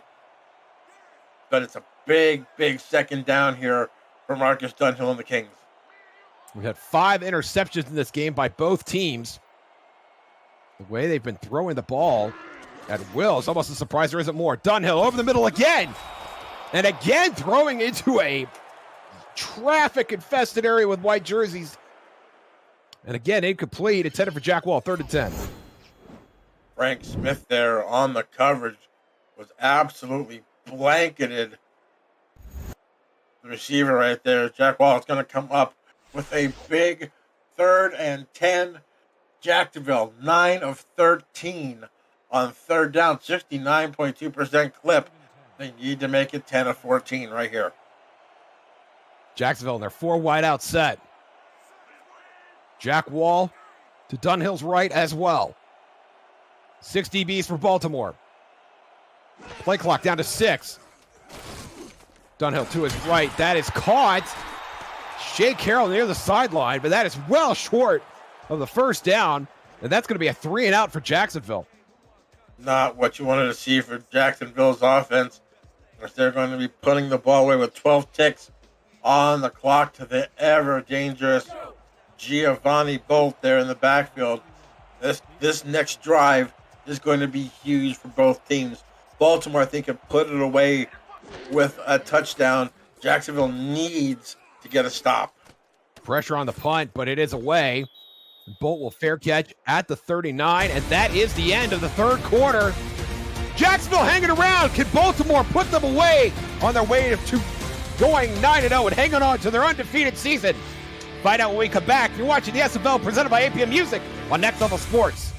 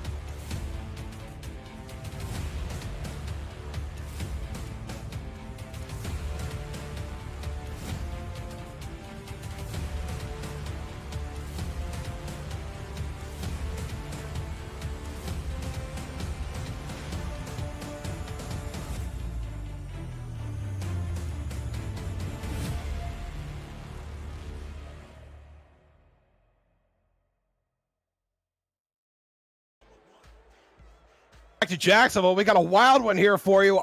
Unbeaten Baltimore on the ropes, trying to pull away from Jacksonville at home, and have been struggling to do it for 3 quarters. Can the fourth quarter change their fortunes?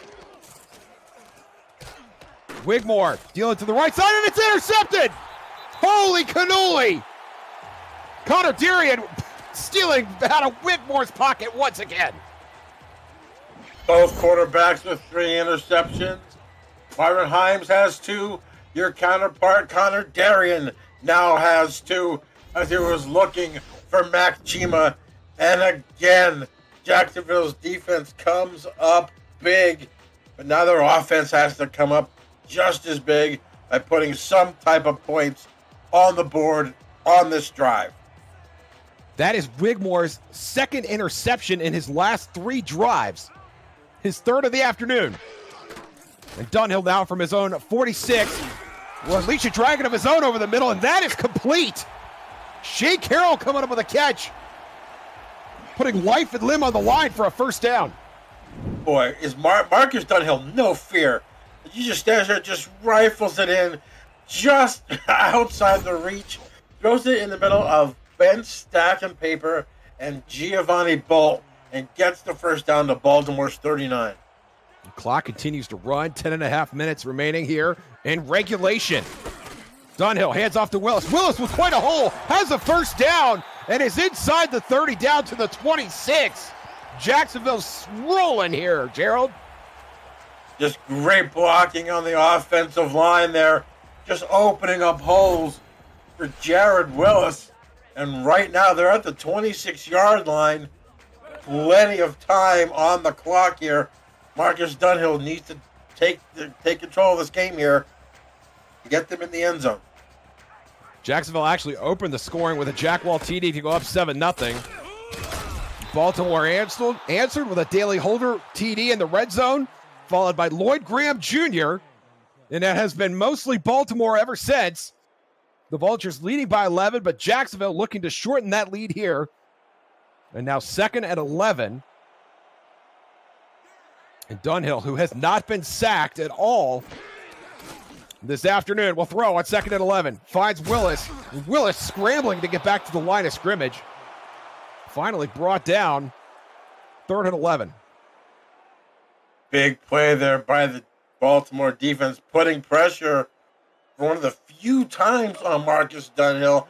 As you said, no sacks, nothing on the front 4 for this Baltimore Vultures defense. Not a stat to be seen from the ends and the defensive tackle.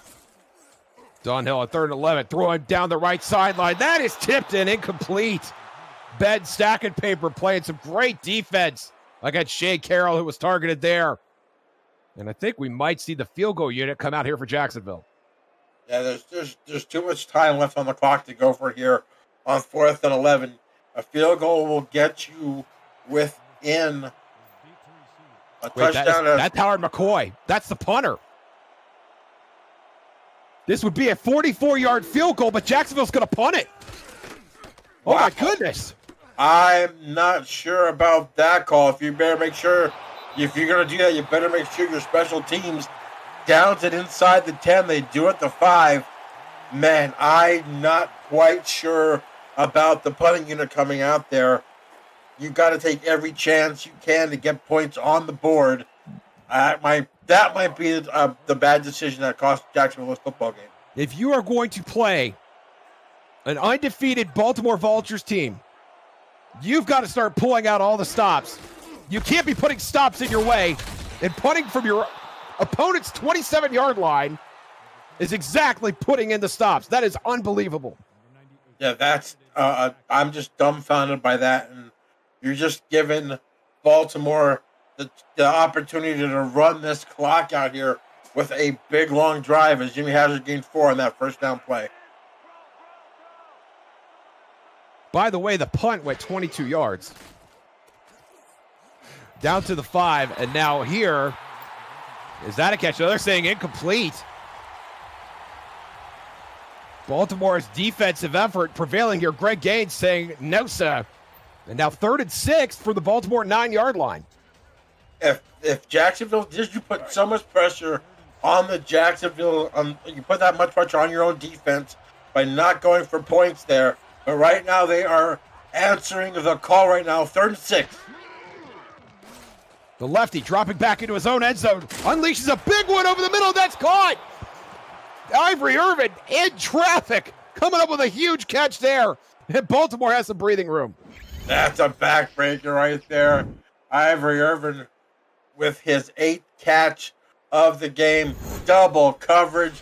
Boy, Wigmore just puts it right on the dot. For Ivory Irvin gets themselves out of the shadow of their own goalpost at the 36. Gain of 28 for Irvin. And now Wigmore under pressure again, unleashes it. And that is very well defended by Connor Darien. Incomplete, 2nd and 10. Connor Darien, the 3rd season vet coming over from Atlanta, comes up with a big stop and great coverage right there. You see him just get in the face right there of one Lloyd Graham Jr. and knock that ball away.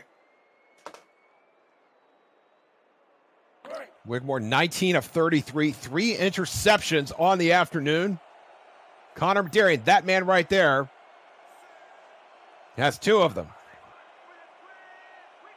5 defensive backs on the field for Baltimore, for Jacksonville, excuse me. Wigmore throwing to his right. That is caught. It's Graham Jr. That's Daley Holder getting out of bounds. His 3rd catch of the afternoon. And it's going to be 3rd and short. 3rd and short. And we once again have got to say about these offensive lines, just absolutely protecting their quarterback. The only sack that we've seen was the end of the half Hail Mary attempt by Hunter Norwood. But other than that, these quarterbacks have been clean. Mitchell back in the backfield for the heavy set. Hazard has a hole down the left side. Has a first down into plus territory. And Baltimore breaking another big play on this Jacksonville defense.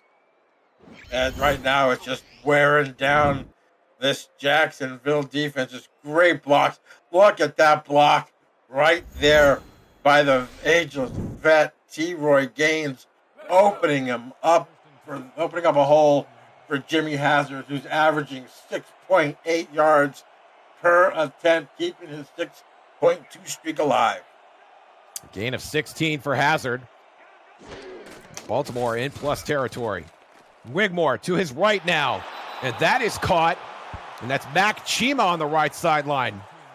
Bit of a hiatus from the stat sheet there. Mac Chima comes up with another first down. Now it just seems like Baltimore is just pouring it on. Just back-to-back great plays. You see nobody in the area of Mac Chima gets a first down, and they are in field goal territory. They can afford to maybe give up a field goal here, but a touchdown I think will seal it for Baltimore. Especially with only 7 minutes remaining here in regulation. Wigmore under center. T-Roy Gaines back in the backfield. Hazard gets the call. Around the left side, nowhere to go. Is going to get brought down. That's actually an impressive fall forward to give him 5 yards on the run. 2nd and 5. 70 yards there for Jimmy Hazard. They're coming up with just 6.5 minutes to go. Jacksonville's defense needs a stop here. They can't afford to let them get in the end zone. Bunch formation to Wigmore's left. And lefty deals behind that formation to Hazard, and Hazard breaks a tackle very close to a first down. They're going to say he stepped out of bounds at the 18-yard line, 3rd and 2. 3rd and 2, and that's a big help for Jacksonville. It stops the clock, but a 3rd down and very manageable here for Baltimore. Both teams 60% plus on their 3rd down conversions. Baltimore 6-9. Wigmore, 3rd and short. He's going to throw it under pressure, over the middle, deflected, and Lamato nearly had it picked off. Bounces out of his hands, incomplete. But it will still force the field goal as Shark Tarkington will take the field. That was a great defensive stop there. Would rather have seen Zucker Lomano come down. That looked like he was going for the interception before it was tipped, and still almost came down with it. But it's going to bring up a 35-yard attempt here for Shark Tarkington here to put them up 14. Tarkington 3 of 4 last week, had a long of 44, has only missed once on the season. Spot is down, kick is up, and that is good from 35 yards officially. And it is a 14-point lead now for the undefeated Vultures. And can you say that's a win for Jacksonville's defense? I guess you can, even though they probably could have stopped them. They had them at third down, and I think it was a 4 or 5 inside their own 10. Couldn't stop them, but they still end up getting points on the drive. Now it's a big drive here for Jacksonville. They need to get to the end zone on this drive. And Tarkington, who leads the league at field goal makes, actually made his first field goal of the game. Not a very busy afternoon for him, as Ellington gets out to the 27-yard line. And the Jacksonville offense will get back to work. APM Music is unrivaled music to bring your stories to life, inspiring every production with the world's most robust and constantly refreshed music collection. APM Music is the official soundtrack of the Simulation Football League. To explore their library and more, visit apmmusic.com. And here comes Marcus Dunhill. On 1st and 10, dealing to his left, Ellington makes the catch and is brought down immediately by Giovanni Bolt, 2nd and 5. They got to get a little bit more pepper in their step here. With 5:45 to go, they got to take it to the house and take it to the house quickly if they want to get another shot at this Baltimore defense. And that's a lot to ask for with just 5.5 to play here in regulation. Dunhill under center. We'll hand off. Willis, nowhere to go. Has not seen a lot of volume tonight. Willis cannot break a big play there, even though he's fresh, 3rd and 6. Frank Smith coming up there doing the little shimmy shake after the tackle. 3rd and 6 coming up here. Big 3rd down for Jacksonville. 9 of 15 on the game. That was only the 13th carry of the afternoon for Jared Willis. And now the 4 wide set with Dunhill in the shotgun.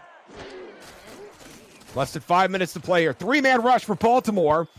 And that is Giovanni Bolt nearly coming away with interception number 14, but it bounces out of his hands, and it's a 3-and-out for the Kings.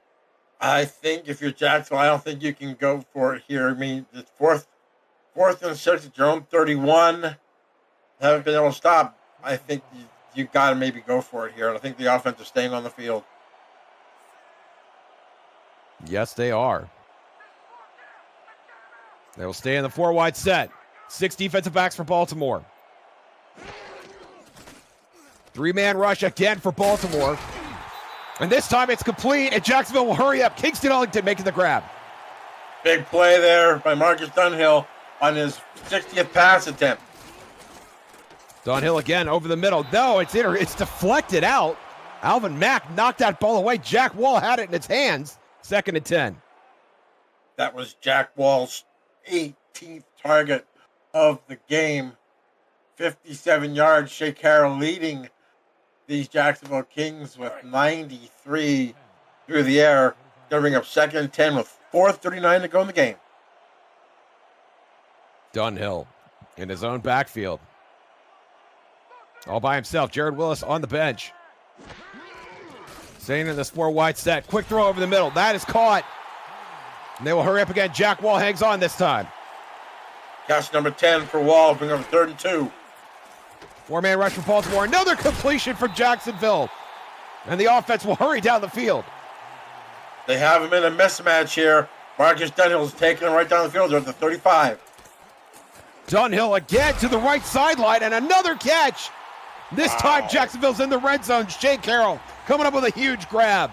That stops the clock with 4:14 remaining.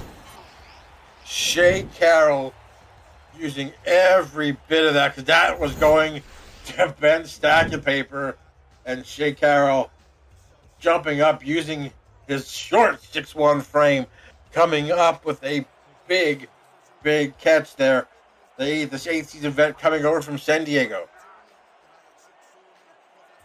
Jacksonville now 3 wide receivers on the field. Play action to Willis. Dunhill under pressure. Dumps it off. Nearly intercepted. Whoa. Oh, my goodness. On that play, it was Frank Smith, the first one to get a hand on it. and that'll be second down. See what the call is Oh, here. let's see what the penalty is. Oof. Oh, that's a clipping call against the Kings. That's unbelievable. That's big. That's the tackle Ben Hightower coming up, and Oh, wow. a little shove in the back there. Got to call it. Yeah, you got to call. I mean, Lewis was heading down toward Marcus Dunhill and just broke his stride a little bit, but that is a huge penalty as it takes him outside Baltimore's 30-yard line back to the 36 to bring up a 1st and 29. But if Hightower doesn't make that clip, Tucker Lewis is blowing up his quarterback, so that might be a good penalty. 1st and 29, notwithstanding. Now Dunhill back on the logo here for 1st and 29, throwing over the middle, and that's caught. Ellington making a huge catch in traffic, and they run back to the line.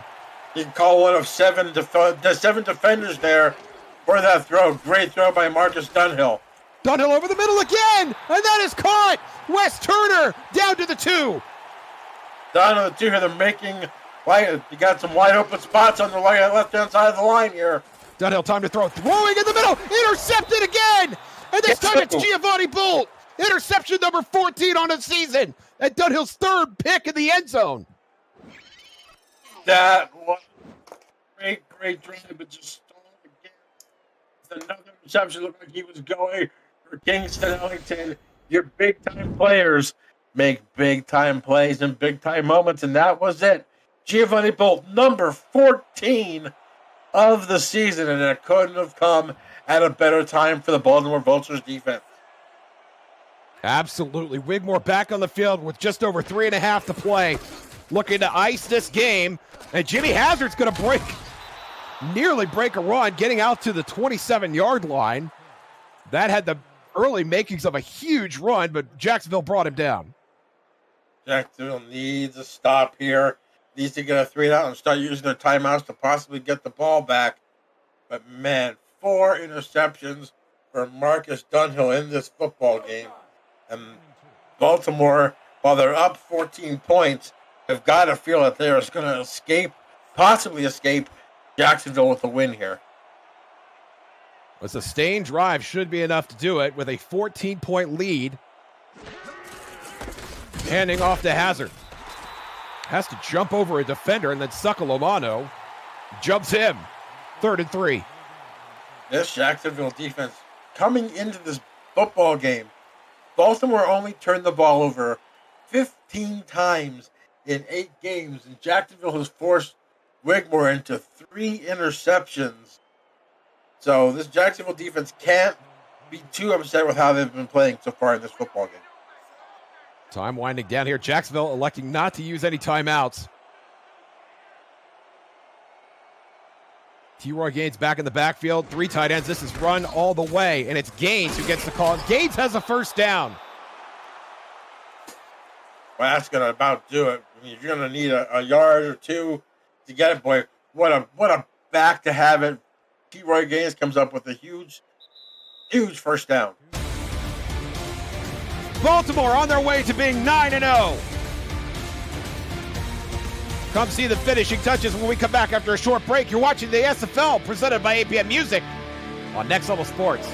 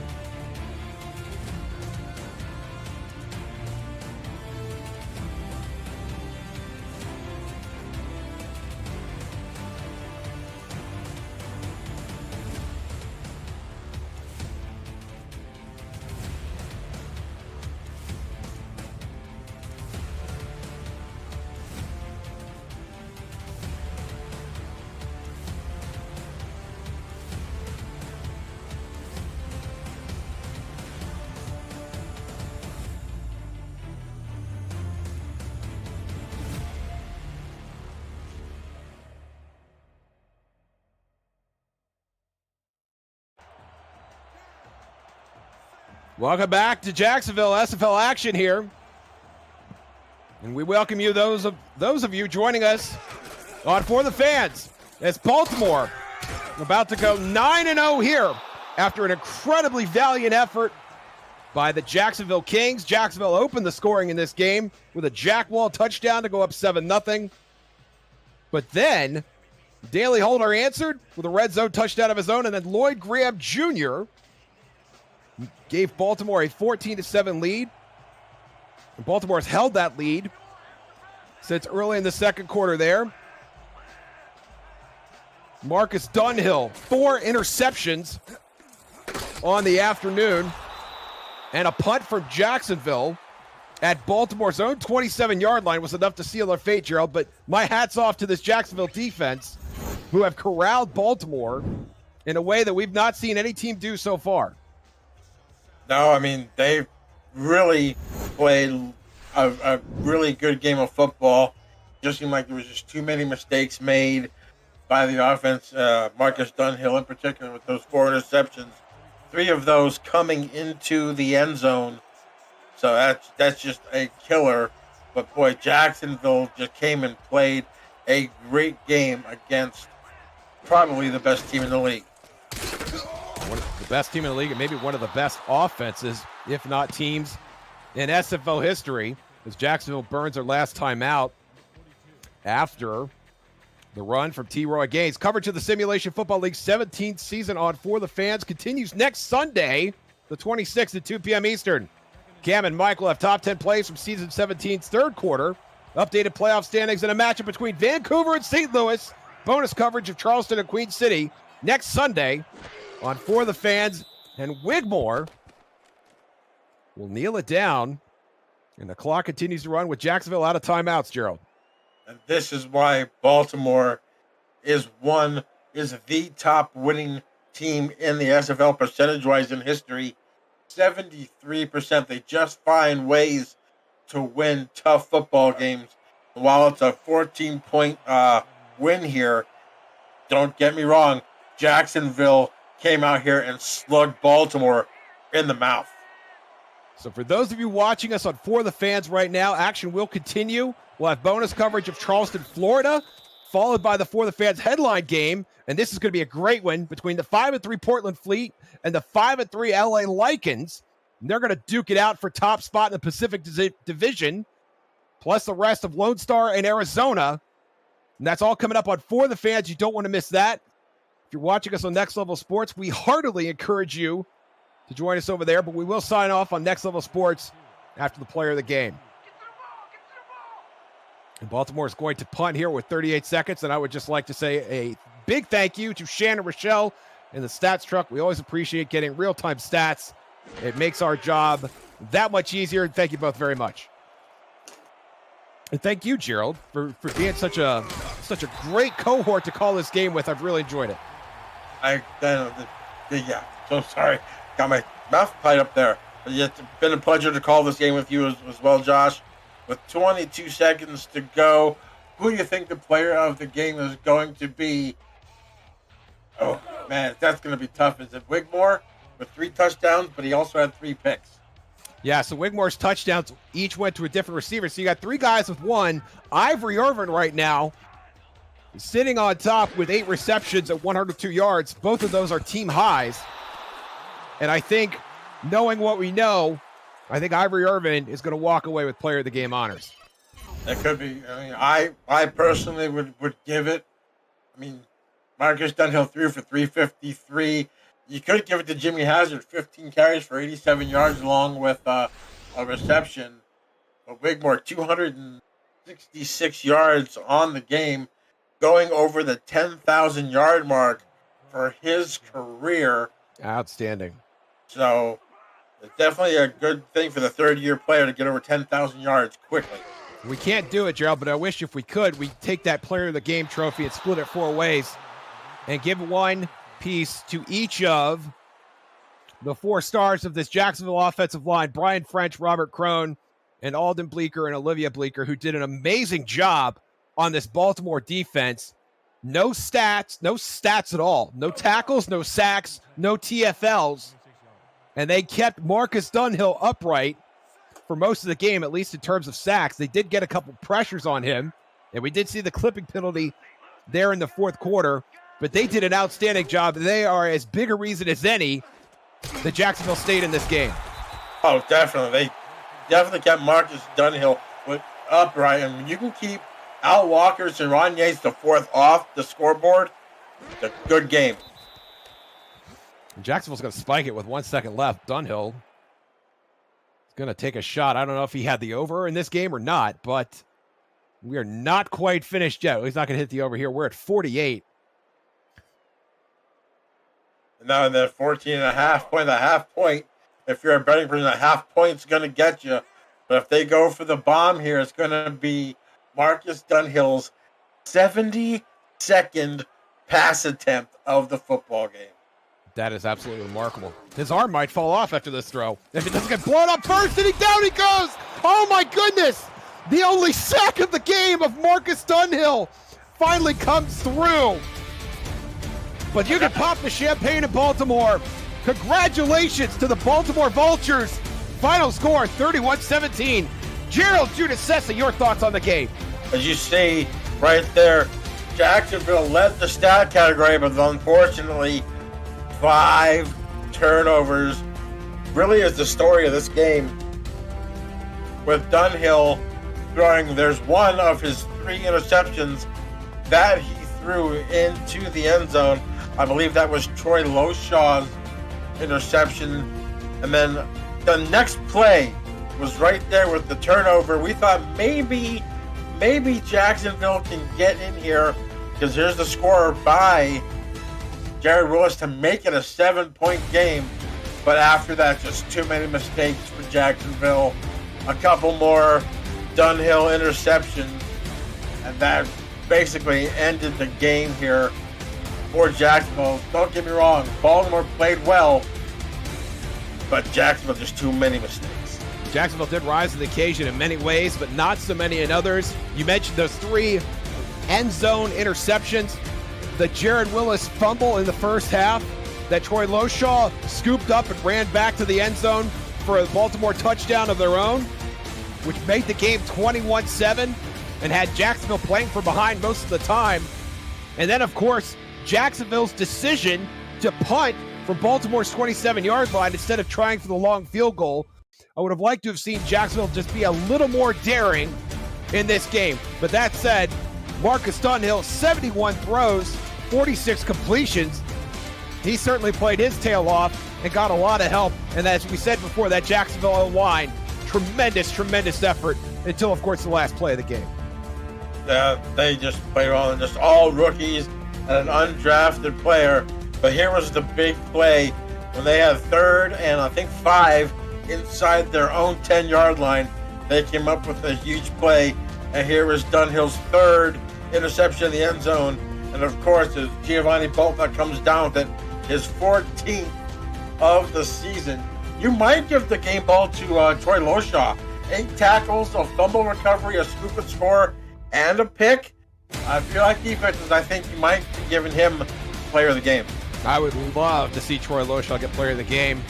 And let's find out who it is. Without any further ado, it is Troy Loshaw. 1 interception, 1 scoop and score, 14 tackles, and a partridge in a pear tree. For Shan Varner, Rochelle Colston, and Gerald Giudice, and of course Cam and Mike, this is Jar Circle. Thank you so much for watching. We now leave you with bonus coverage. Once again, your final score, Baltimore 31, Jacksonville 17.